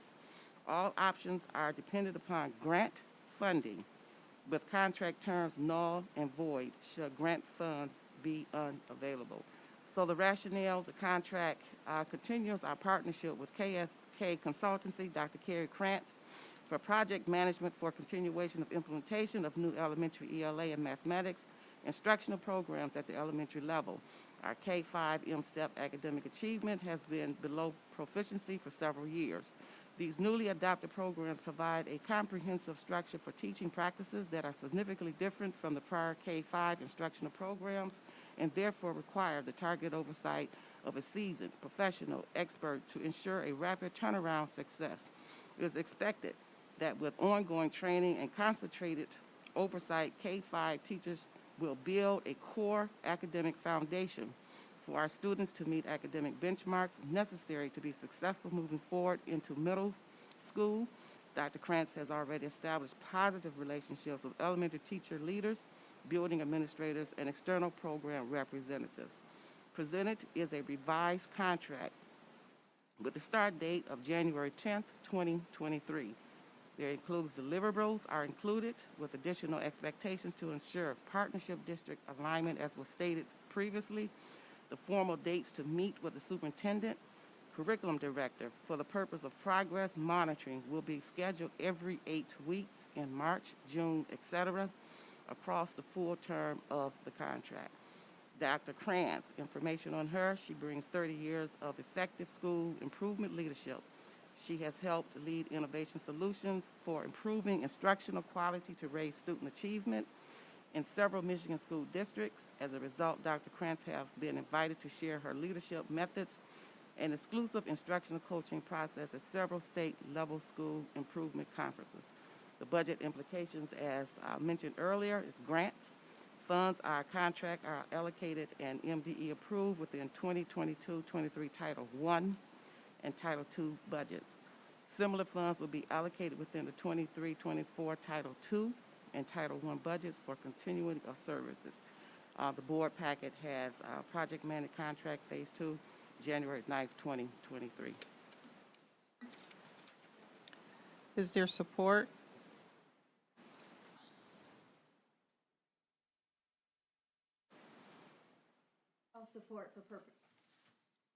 I'll support for purposes of discussion. Motion made by Kennard, supported by Piles. Discussion? If I may. Yes. So,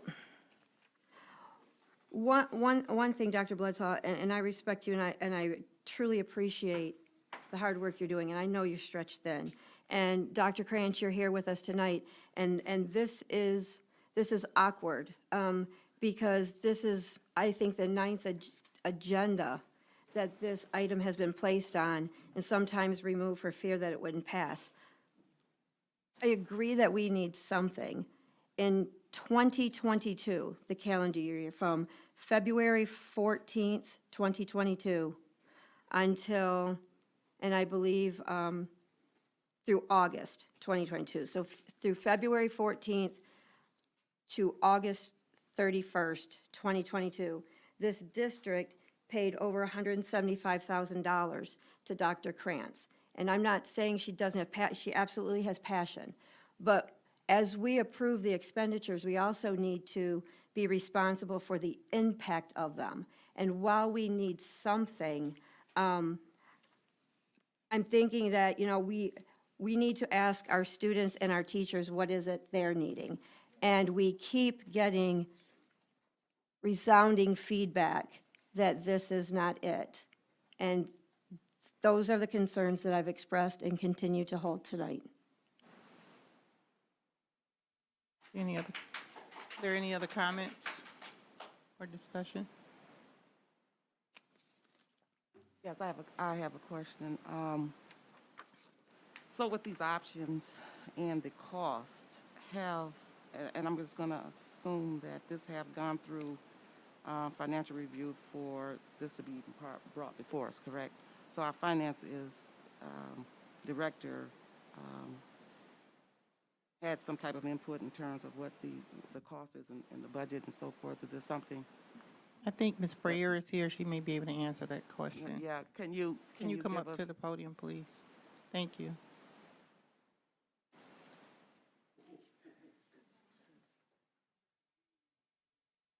And how does it impact the budget? Yep, it's been budgeted in our Title II, I believe, carryover from last year. So it's in the budget. It's been approved by Department of Education. If the board chooses to approve it, we'll go for reimbursement after expenditures occur. If the board chooses not to approve it, that money will go back up for reallocation by the district. And also, we want to make sure that this is not general fund dollars. These are grant Correct. funds, okay? That's right, federal our new funds. board- Federal funds Yep. for our board members. You wanted to say something, Ms. Krantz?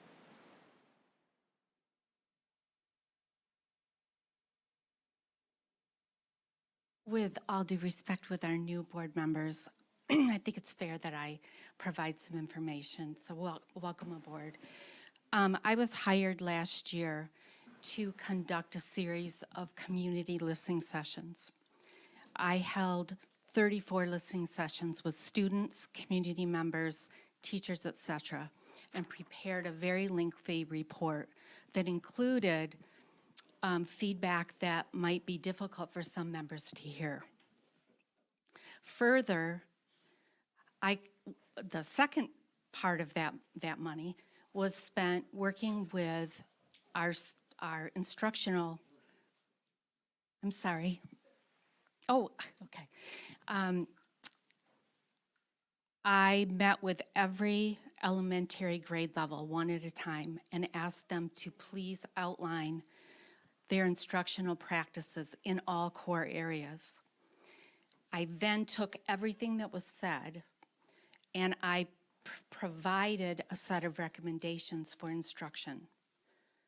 I then conducted a very intense process of reviewing new program materials that provided a significantly different instructional program for our elementary students.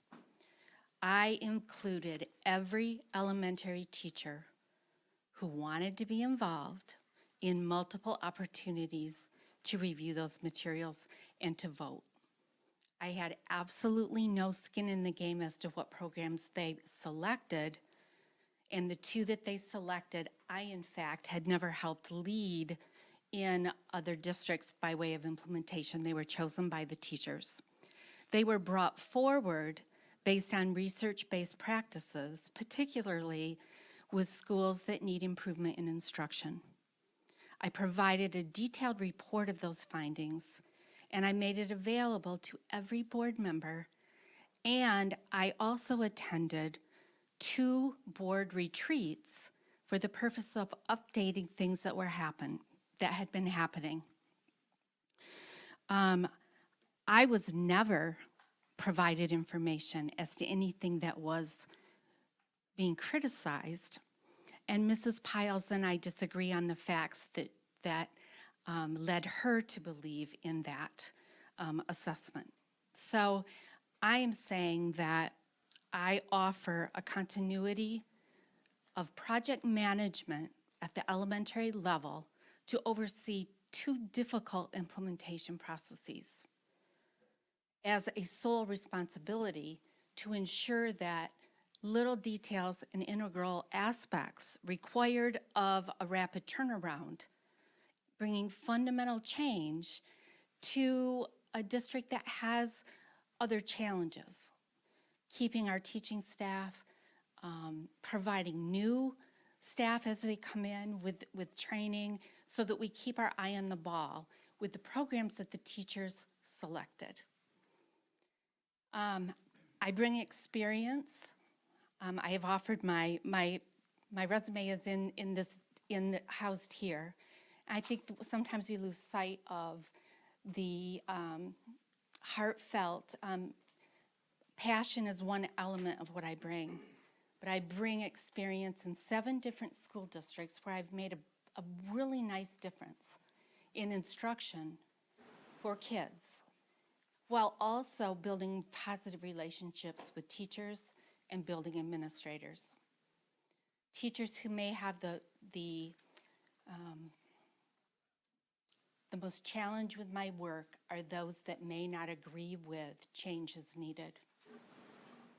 So I therefore say I am committed to this district. I have grown to love this district, and my observations in the schools is such that it is not our students' fault that they have not achieved. And so I just bring a strong commitment here. And to bring about that kind of instructional change, I think, Mr. Schumer, feel free to add anything to what I'm saying, but to bring about that kind of change requires more time than a 6-month implementation plan. That's why option C is presented as an 18-month contract with the option for progress monitoring every 8 weeks. Everything being done is transparent. And I just close with that. I appreciate your time, and I am committed to helping this district be the best it can be instructionally. Thank you. Thank you. Were there any other questions or comments from the board? No.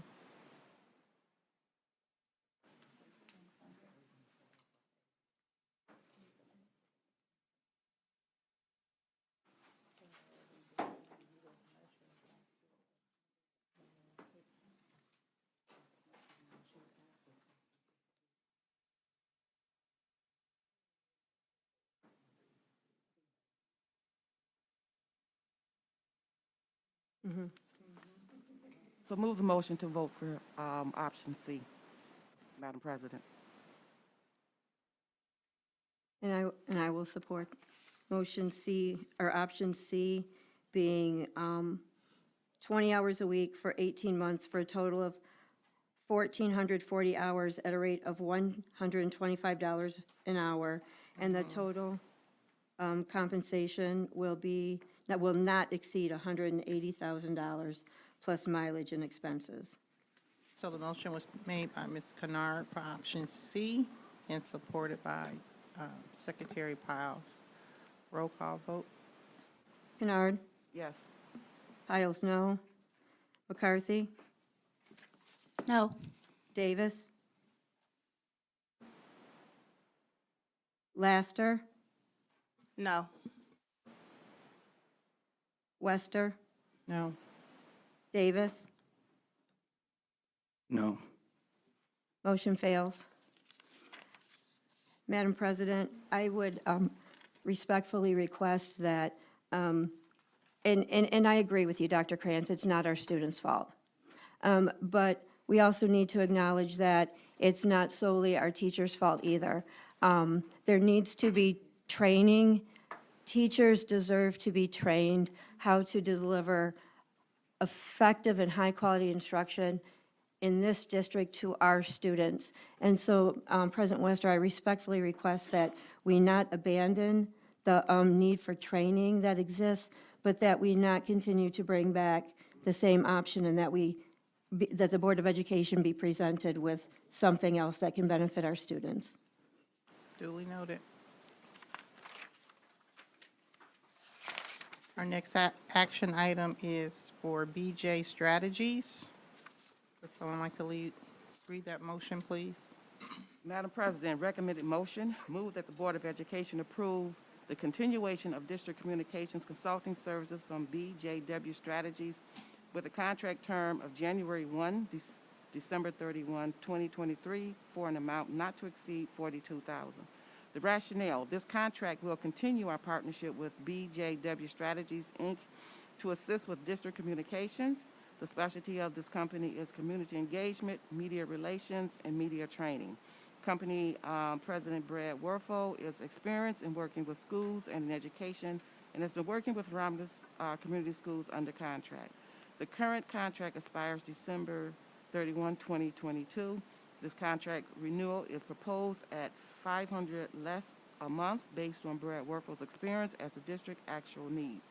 Currently, RCS does not have dedicated communications staff other than BJW Strategies by contract. BJW Strategies provides general communications counsel, performs reviews of our website and social media channels, developing a plan to create essential communications infrastructure for the district, and assists with media relations. This aids in turning listening sessions into action steps and clearly communicating our challenges and plans to current and prospective families in the district. The company will also continue to handle making the district's external communications more user-friendly and positive in nature. The budget applications is general fund, and in our exhibits in the board package, we have consulting agreement. Is there support? Support. Motion by Kennard and supported by Piles. Any discussion? I have a question, Madam Chair. Yes. One is, if a communications person is needed, have we tried posting for this so that we can save the district reimbursement for travel expenses, food, lodging, and any per diem allowance, equipment, supplies, or similar items if expressly authorized in advance by the client? And then my second question is, the former interim soup commented multiple times that whenever he needed something written for any reason, that he relied fully on Mr. Werfel. And so my question is shortly after the former superintendent left the district, there was an article that appeared in the News Herald, submitted by the former soup, that was disparaging to the district, but mostly to our students. There was a lot of language in that article that paralleled other writings from this person. So my question would be, and Mr. Werfel is here, did he write that article that was published in October? Good evening, President Wester. Good evening. Michael. Turn on. Good evening. Good evening. Thank you for having me here. The answer to your question, Secretary Piles, is yes, I did write that article. I was instructed to by the superintendent. My client in this matter is the district, and I work at the direction of the superintendent. Since that superintendent departed, I have worked at the direction of the current superintendent and worked in partnership with Dr. Gardner. Thank you. But I have a question on that one. Was he was not here. He wrote that article came out afterwards. No, ma'am, unfortunately, the Times Herald takes up to a week to run things sometimes. So that was written. So well it was before- written prior to him actually leaving on the 10th day. Okay, thank you. The article states that the board terminated the employment, and then there was an article written that, again, I mean, and do we need to improve? Absolutely. But to say our students can't read, our students can read. Do we need to improve our reading scores? Absolutely. But to disparage our students unnecessarily, we all need to do better. Any other comments from the board? Madam President, I have a question. Yes. Are we utilizing Meta to help with our communications? We can. It's set up for it. It has green screens. My son personally is in the Meta program, and he is getting really good with Canva and creating ads. He's getting very good in creating things with advertisement, commercials, YouTube. I think that we should empower our students a little bit more to use Meta to get communications out, good things about our school and our district. Thank you, Vice President. I know during the soft opening, when we did do the tour, Dr. Bloodsign and I were together with the mayor. And that was one of the things that Dr. Bloodsaw had talked about, was integrating and bringing more things so that our students can be able to put out and advertise for our district. So that has been something that has been discussed. Thank you. Any other discussion or questions? Roll call vote. Kennard? Piles, no. Laster? No. McCarthy? No. Davis? No. Wester? No. Motion fails.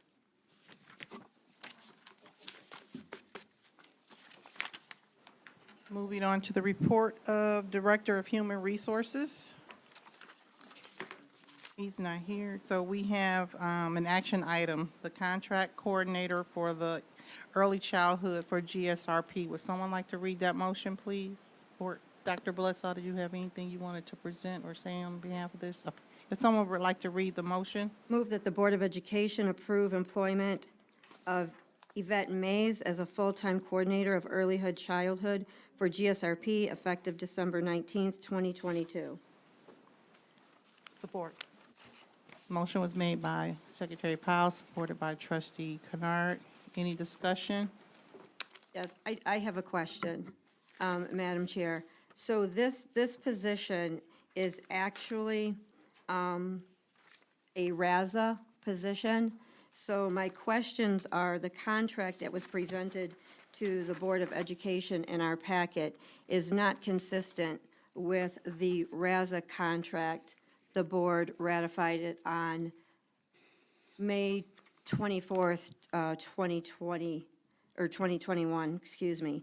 So some differences in that are the 260 days, 17 holidays, 15 vacation, which differs from the terms of the contract we received.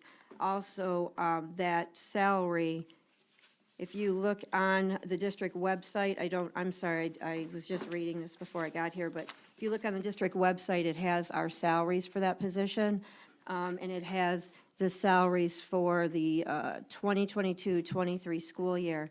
And what it is, and it is actually lower than what is stated in this contract. However, it does allow for a $1,000 stipend for extra duties through the year, which is paid in December and June. So that $1,000 can comprise this 70 grand. So my questions are, one, we can approve this contract, but we are bound to have it abide by the terms of the RAZA contract, because this is a RAZA position. So the days, I believe it's the vacation days differ. RAZA gets 15, this contract, I think, had 24. And the pay, if the pay is $70,000, then it needs to be stated on the record that that is including the $1,000 stipend, so that we do not violate our own contract. Collective bargaining agreement, I'm sorry.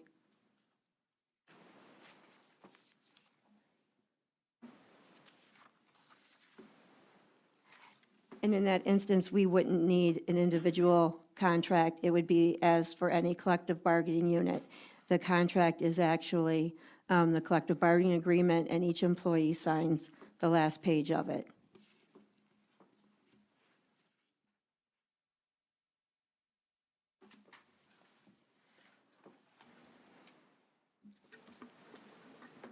Dr. Bledsoe, do you have anything, or is there any way we can get ahold to Mr. Scott as it relates to the differences that are seen here? Because I don't have the RAZA contract to compare it to.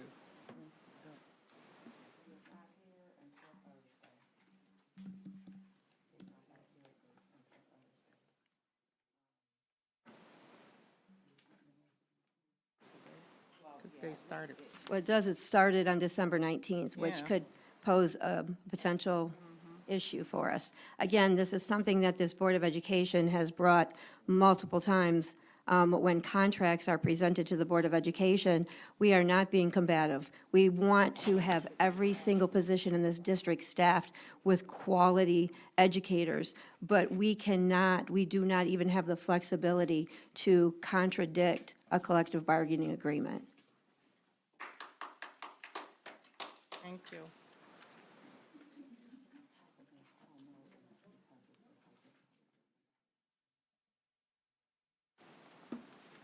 Mr. Schindler's here, and he's a labor law expert. He may be able to weigh in for us,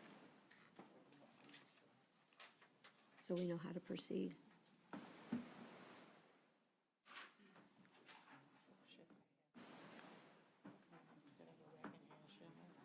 Yeah, go ahead and ask him. Just say recess. We're going to take like a 5-minute recess, please. Is there a motion? Please. Motion to recess for 5 minutes. Support. All in favor, say aye. Aye. Aye. Those opposed, same sign.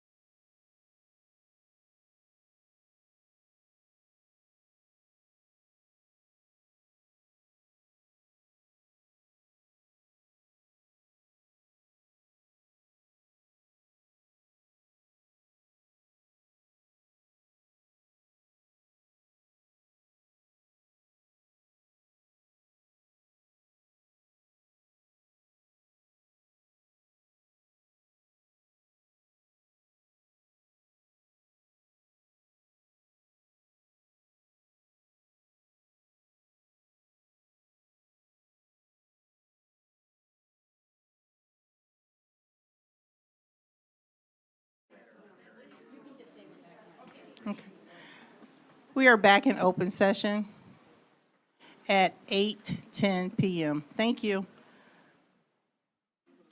If I can have Attorney Schindler come up, please, as it relates to this.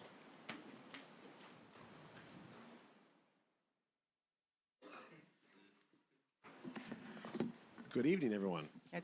Good evening.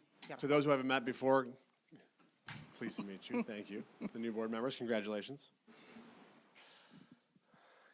Yes, Ms. Wester. So Ms. Piles, would you like to restate your question as it relates to the RASA?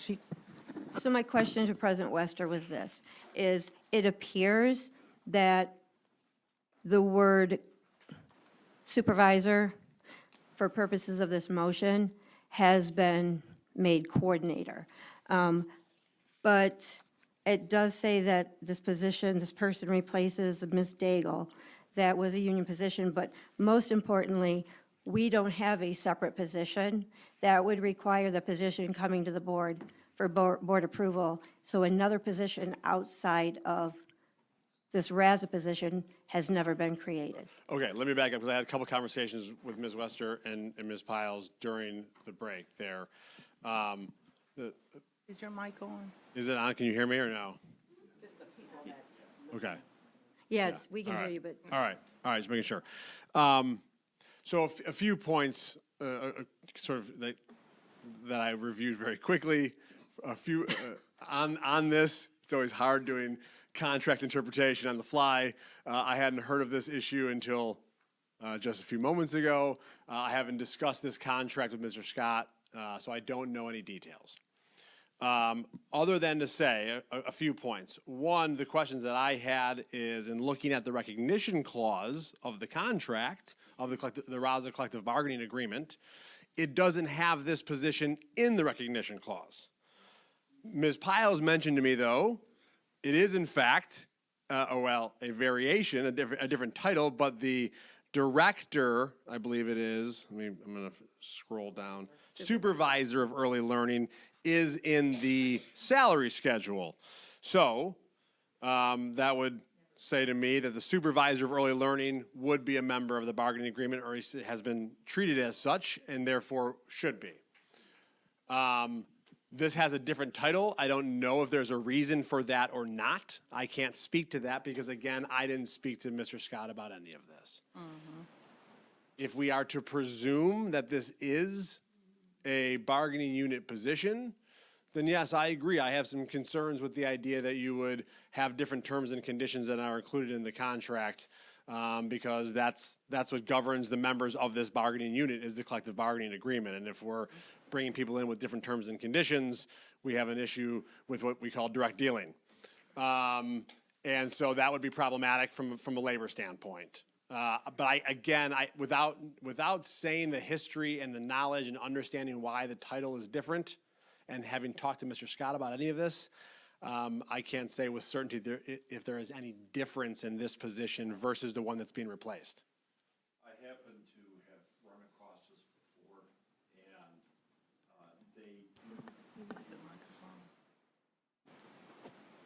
Yeah, because of the people at Because home, so people, they can right. hear. Yeah. the administration has used the term coordinator differently than the term supervisor. Now, I know nothing, much like Bob, and Bob, don't run off because I'm giving this right back to you.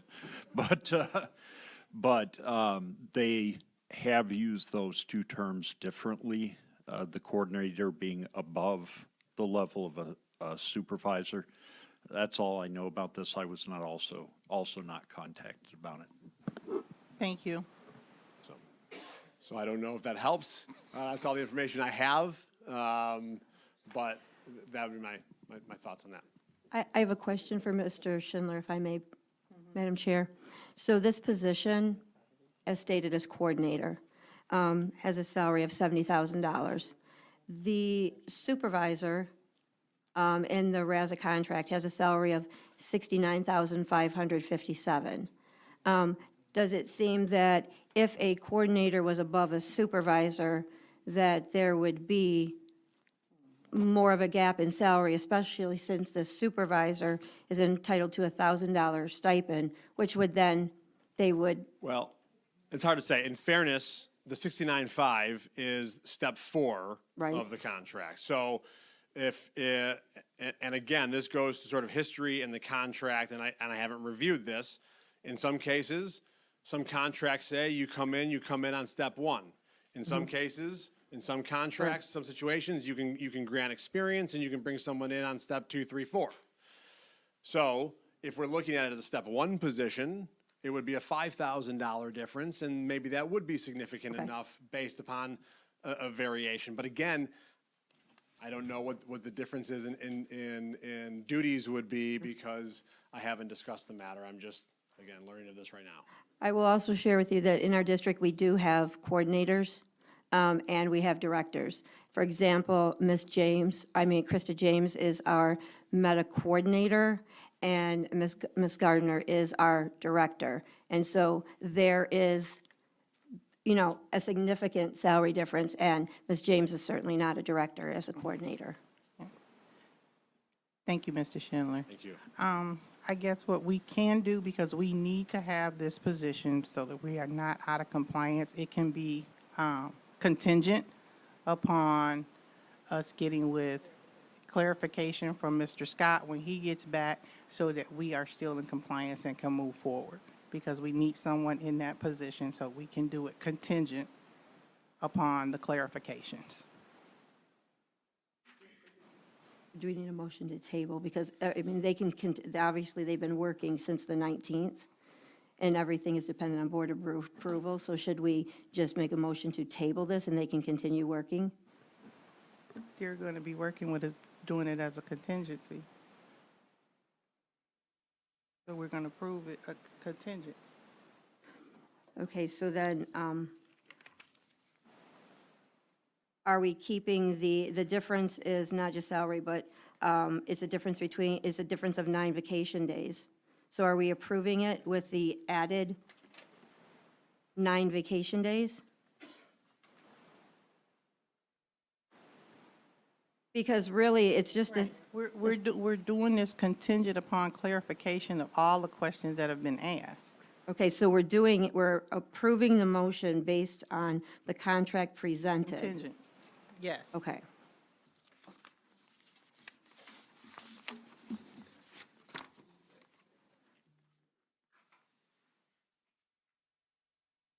Who supported Kennard? Can we do a roll call vote, please?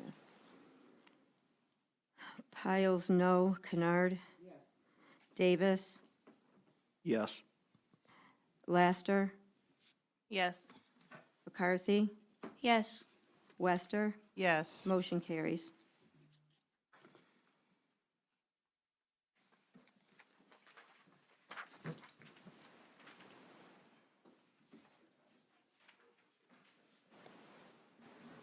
The report of the finance consultant, we're going to be going into our action items.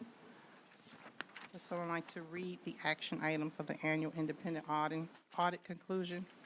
Recommended motion, Madam President, move that the Board of Education accept the presented independent audit report, which includes the Single Audit Act compliance for the year ended June 30, 2022, as audited by independent accounting firm Gaybridge and Company. The rationale: the independent accounting firm of Gaybridge and Company, PLC, has audited our financial statements for the year ending June 30th, 22. The audited financial statement, which includes the Single Audit Act compliance, is available on the website, and the website is listed. Gaybridge and Company auditor Joe Verlin will provide a presentation at this meeting, which they have done earlier. The budget implication is none, and there's exhibits available on the website as listed above. Support. Is there any discussion? I'm sorry, the motion was by Kennard, supported by Davis. Any discussion? Roll call vote? Kennard? Yes. Davis? Yes. Laster? Yes. Piles, yes. McCarthy? Yes. Wester? Yes. Motion carries. Can we have someone read the budget amendment action, please? Madam President, move that the Board of Education adopt the presented January budget amendment for 22-23 with a projected balance of $7,517,133. The rationale, financial consultant Shelby Fryer, who presented earlier the information on the proposed January budget amendment for 2023. The amendment was based on the audited 21-22 ending fund balance, current state funding levels, and updated grant information. There's budget implications of an increase and a decrease to the fund balance, which is to be determined. The exhibits are in the board presentation of the operating budget fiscal year ending June 30th, 2023. Support. Motion by Kennard, supported by Davis. Any discussion? Roll call vote. Kennard. Yes. Davis. Yes. Piles, yes. McCarthy. Yes. Laster. Yes. Wester. Yes. Motion carries. Report. Our next item is report of the Director of Community Outreach and Special Programs, Dr. Gardner. Madam President, are we doing the motion? She's coming up. You can just, Do the motion you first? can just do the motion. All right. Madam President, recommended motion, move that the Board of Education approve utilization of AM/PM scholars in lieu of latchkey, Barth, 7:30 a.m. to 8:45 a.m., and 3:45 p.m. to 5:30 p.m. Hale Creek, 7 a.m. to 8:45 a.m. Romulus Elementary, 7:15 a.m. to 8:45 a.m., and 3:45 p.m. to 6 p.m. Wick, 7 o'clock a.m. and 8 to 8:45 a.m., with an option to expand the program at each elementary school and/or the middle school if needed. The rationale, board approval is being requested to house before-school AM scholars and after-school PM scholars at elementary building and the middle school, which will eliminate the need for district transportation, give students diverse opportunities to learn new skills, and has a budget that has already been approved. AM/PM scholars is fully grant-funded. Families do not pay to utilize the AM/PM scholars program. The budget implications, currently Title IV. The program was originally in Title I, but was moved to Title IV based on MDE recommendations. We currently have $52,699 budgeted for the program, and another $52,765 that needs to be reallocated to Title IV and carry over funds. In the current budget, we have for AM/PM scholars, wages and benefit is $47,759. The enrichment is $4,940. They will be increasing the budget wages and benefits, contract services, enrichment, and supplies in the amendment. The exhibits is in the attachments in the board packet. Is there support? Support. Motion by Kennard, supported by Piles. Any discussion? May we have the presentation first where we can hear about the, Dr. Gardner.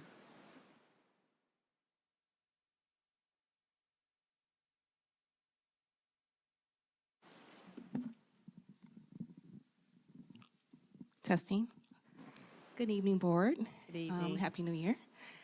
So you had included in your packet the presentation for the AM/PM Scholars Program, just 3 slides to kind of give you an overview. I just like to always set the stage whenever I present. I was charged with bringing Latchkey back to the district. After doing research and working with our grants team, we learned that we did not have funding for the Latchkey program. In the past, Latchkey families paid for the program, which is why we actually were able to use it and have it in our district. So in talking to our grants consultant, he shared that we already have a program in the district, AM/PM Scholars, that's already being utilized at all 4 of our elementary schools with the option to actually go to middle school, whereas Latchkey is only a K-5 program. So what I want to do for you is like a side-by-side comparison you see here between Latchkey and AM and PM Scholars. And you see there's some vast differences. Latchkey will only be located at 2 locations, which would be WIC and RACC, where you see AM/PM Scholars will be at all of our elementary schools and also can expand to our middle school. We also talked to our middle school principal who has interest, and she believes she has families that will be actually take consideration and also participate in this option. One big thing with the district just by itself, we're having issues with transportation, with buses. So to ask for additional buses for Latchkey, that was also a concern. Whereas AM, PM scholars, that's not even an issue because the students are already at the schools and it's already taken care of there. Some other differences, Latchkey typically is managed by central office. And so it's more like a top-down model, whereas AM, PM scholars is managed by the school principals. So it's customized to the needs of each individual school. And is also based on, the surveys and also asking the families what they need in that building. And also from the school, the teachers, and also the staff. So we definitely like the customization of AM, PM scholars as opposed to a one-size-fit-all that's typically provided in the Latchkey. And so those are some of the differences. Some commonalities, they both provide snacks, which are funded through what we heard earlier, the CACFP grant. And the other thing is the students are able to come before school and after school. Now, one thing we always have to have discussion, and I like to always try to be proactive and think about some questions that may arise. So one thing I know about Latchkey is it typically starts around 6:30 a.m., if not earlier, whereas what you'll see in our next slide, I don't have the clicker, yes, okay, thank you. Well, what you'll see in the later slide is how usually AM, PM scholars starts around 7 a.m. And so you want to accommodate for parents that may work earlier.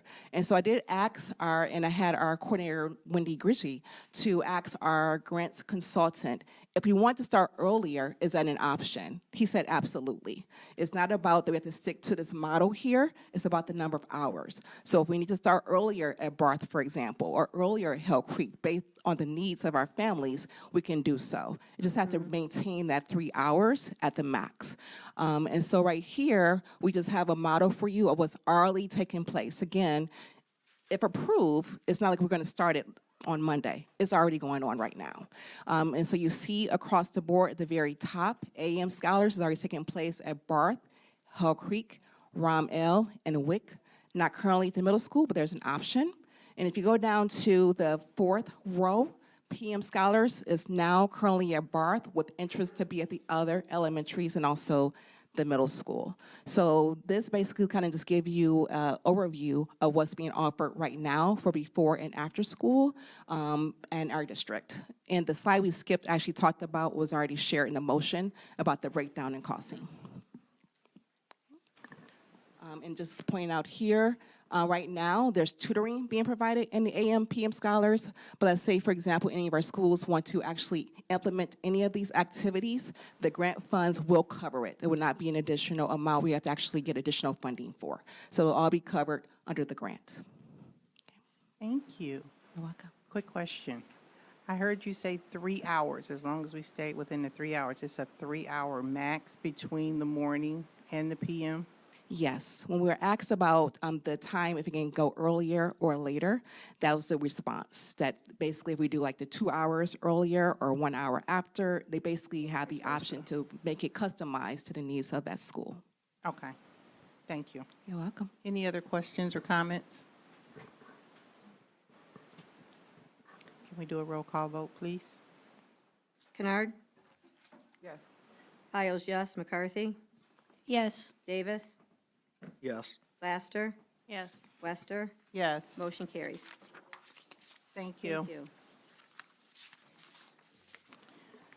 Next item on the agenda is report of our subcommittees.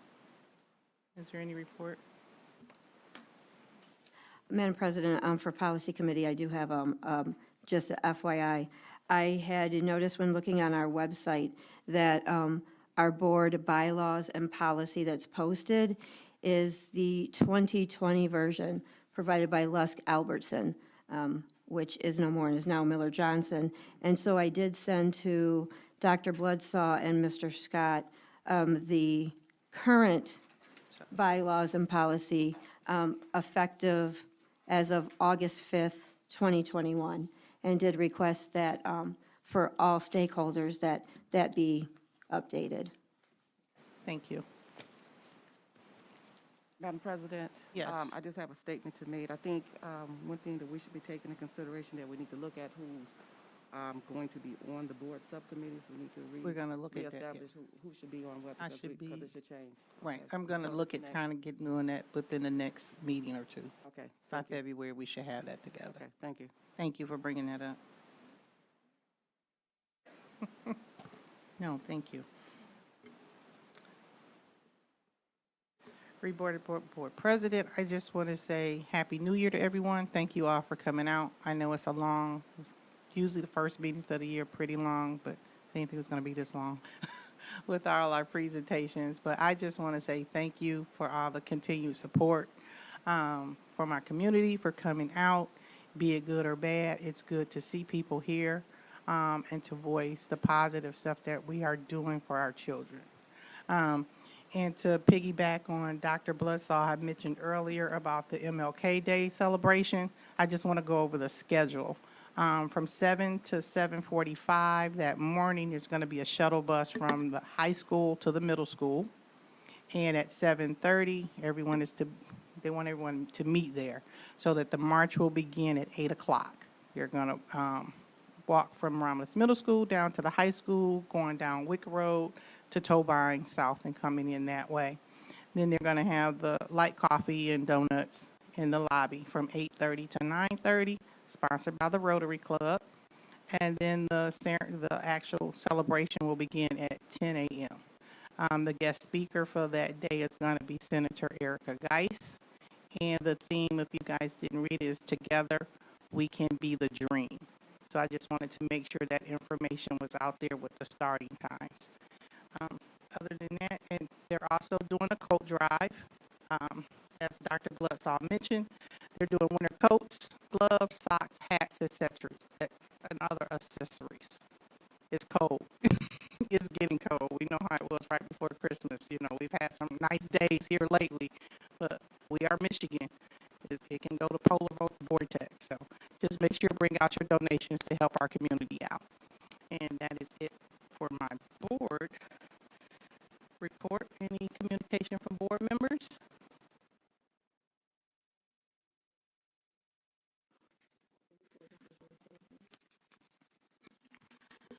I just want to say thank you to everybody that came out and supported. It's good to see the seats filled up. It's about the students, it's about the teachers, but it's the community, because we didn't get up here by robots. It was people that put us here. So thank you, and thank you for supporting us, and appreciate it. I also want to say thank you to everyone who came out, supported us, encouraged us, sent a prayer up for us. I also want to thank Madam President and my new fellow board members. I am thankful for the opportunity, and I look forward to getting to work.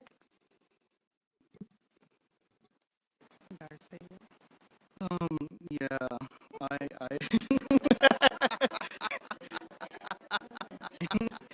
yeah, I agree with my colleagues. I'm very grateful to both the communities of Romulus and Inkster for voting all of us in. I'm grateful to the board here for being supportive. I'm thankful to Dr. Bloodsaw for meeting with us and, discussing things about the district. I'm thankful to the REA for supporting me because, I just wanted to give back to my school district and the teachers that brought me up. So thank you, everybody. Madam President, I do have a few requests. I wanted to get a Mink coat. Y'all gonna give me a mink coat? Thank you. man. They love me. I'll go for a mink coat. Okay, so I would like a copy of the agreements relating to the Meta program and the downtown boxing gym. I would also like a tour of the Merriman and Burton Center properties. I would also like to request that all board members have the opportunity to tour our buildings, including all CTE art and music rooms.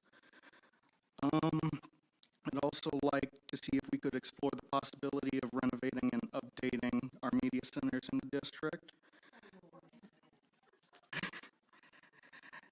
And also, I noticed in this presentation Director, that under the ESSER 2 funds, we have budgeted for the upgrading of the auditorium sound system at the high school. And I went back to the August 10th, 2021 meeting and saw that our former technology director mentioned that he was in the process of pricing it out. And I'd like to see if we can get an update on that. And that's it. Thank you so much. Can you send me an email with that in writing? I can't write that fast. Yeah, no problem. These young kids, you know.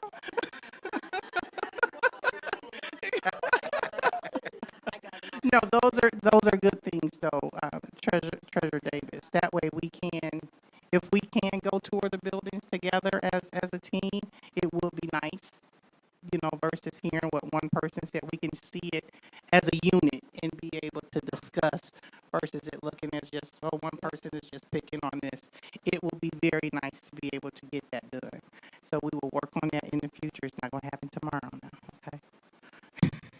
But I'll follow through, make sure we work on that and be able to have some type of feedback. Thank you. You know. Secretary Piles. Thank you. First off, positive points of pride in our district. As we've heard, the Meta 24 store had its soft opening middle of December, and we had a lot of community members. We also had a member of the Chamber of Commerce attend, and some really great things that have come from that are the students have an opportunity. The Chamber of Commerce in Romulus is willing to kind of wrap around our students, help them like learn more about entrepreneurship, about business, having businesses. They have luncheons every month, and so we are currently working on having a student table so that our Meta students can attend that and learn more about business. It's another wonderful community partnership for us, for our students. Another great thing is that same night we had two members from MDE join us for that. Jill Griffin and Steve, I don't want to butcher his last name, Steve N. But they came and they are excited to work with us and talked about Romulus Community Schools having an opportunity to start thinking about instruction through the lens of creativity and flexibility and meeting students where they are, but being able to teach in unconventional new ways so that students and teachers in every classroom are engaged and enthusiastic about the learning process. And ways we can do that where we are able to not just meet compliance and check a box and say, yes, a student passed, but actually more effectively monitor and measure and guarantee proficiency and mastery of concepts. So I'm thankful to MDE and the new opportunities on the horizon. New board members, welcome. Returning board members, welcome. I'm so glad that you all are here. I know sometime last month I sent the new board members and I copied Cindy Holmes from MASB and sent information on training and how to access that. And on MASB's website, there's free webinars. There's also a schedule of events for training. I strongly encourage, as I was encouraged, to take advantage of the training opportunities. It's crucial. This is the best, biggest, dauntingest, wonderful position, really, but that training helps us do it effectively and with fidelity. Romulus Community Schools has always encouraged board members to receive training. Wayne County Association of School Boards also does. They don't only encourage it, they bring MASB to Wayne RESA so that districts in our ISD, board members in our ISD, have the opportunity to take MASB CBA courses locally, and they back it up by paying 50% of the cost, so the district doesn't have to pay the full cost. MASB obviously recognizes the need for board member training, which is why they are continually bringing basic courses that we need to know, as well as new relevant courses as laws change, as the landscape of public education changes. And they also, as I shared with you, they have an awards level with 7 different award levels, and some other certifications. It does not cost $30,000 to get that, so please do not let any backlash that you've heard tonight or prior deter you from training. Training is essential, and it not only educates us as individuals, but as we do it with each other and with board members in other districts, it also provides networks so that we have ongoing learning opportunities. I did reach the highest level, the presidential level, in 32 years. Only 120 board members in the state have reached it. I am proud and honored to be one of them. It was not all at the cost of the district. I had to do over 1,500 education credits. A lot of that I sought out free training opportunities, but I also sought out opportunities where I recognized what I didn't know and needed to know, and I paid out of pocket for those. So there are ways to do it. There are ways to learn more. Just be the most effective board member that you can be, and sometimes you'll be supported, sometimes you won't.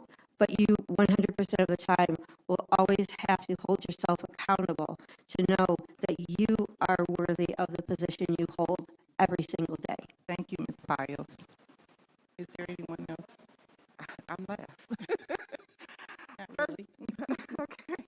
First and foremost, to our new board members, it is refreshing, and thank you very much. Okay, and congratulations. I know I've had some conversations with each of you individually, but publicly, I would like to say congratulations and thank you. And we do appreciate all of your efforts and looking for what you're going to bring forth as being a part of the board. Madam President, one of the things along that goes with MASB is and our policies and practices that we as a board need to do, and we haven't done, and that is to come together where we have conversations where it's going to be some formal retreat or whatever, where we are determining board norms and the governance and what that means. And I think this is the great opportunity right now with what we have.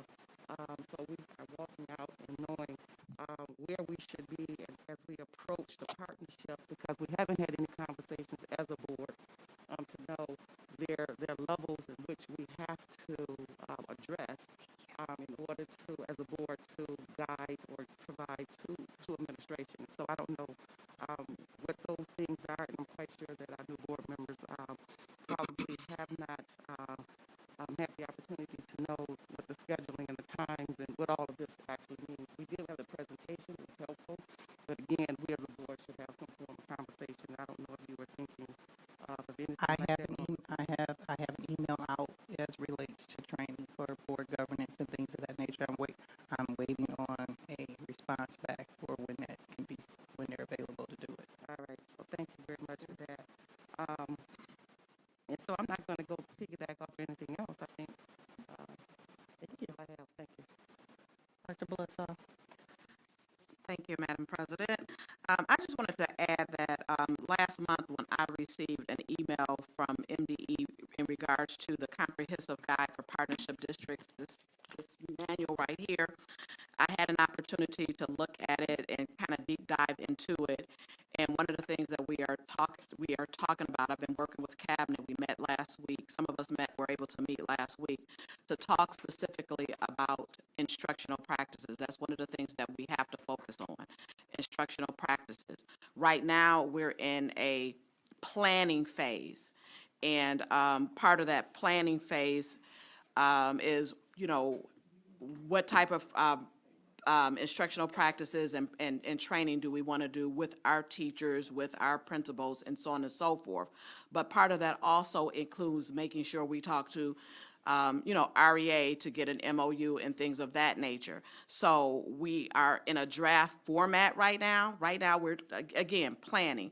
Mr. Schumer is here. I will be meeting with him to talk to him about what this looks like. We'll talk to him about what the team looks like. As we saw earlier, in the presentation with Dr. Pearson. So do understand that we are planning right now. It's very preliminary.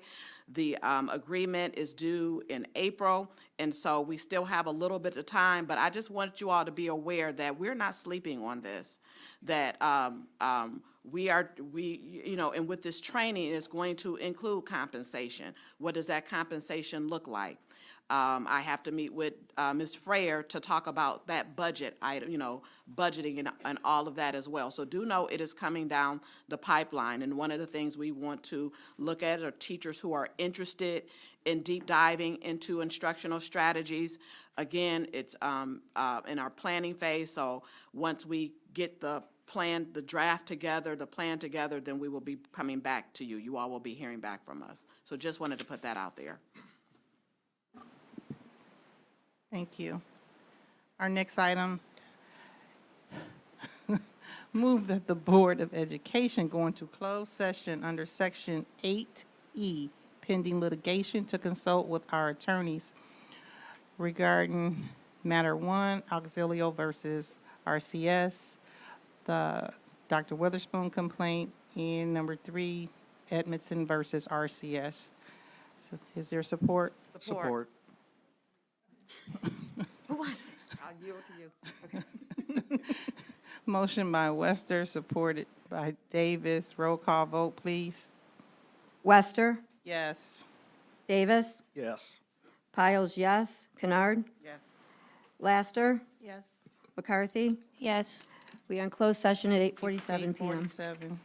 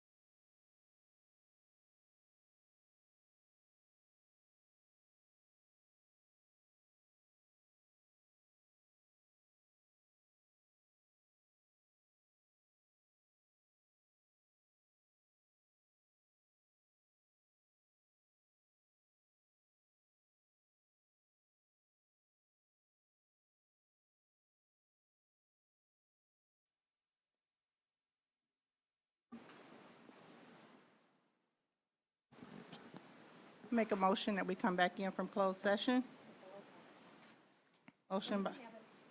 Motion by Wester, supported by Lester.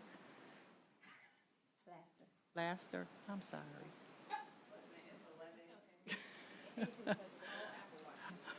Roll call vote? Wester, Yes. Laster, Yes. Piles, yes. Davis, Yes. McCarthy, Yes. Kennard. Ms. Kennard had to leave for an emergency. We are back in open session at 11:33. 7:33. I make a motion to approve all pending litigation with Auxilio Incorporated in the amount not to exceed $1,334,224.30 in the form approved by RCS Council. Support. Motion by Wester, supported by Davis. Roll call vote? Wester, Yes. Davis, Yes. Piles, yes. McCarthy, Yes. Laster, Yes. motion to adjourn. Motion carries. Support? All in favor? Aye. Meeting adjourned at 11:33. Good night.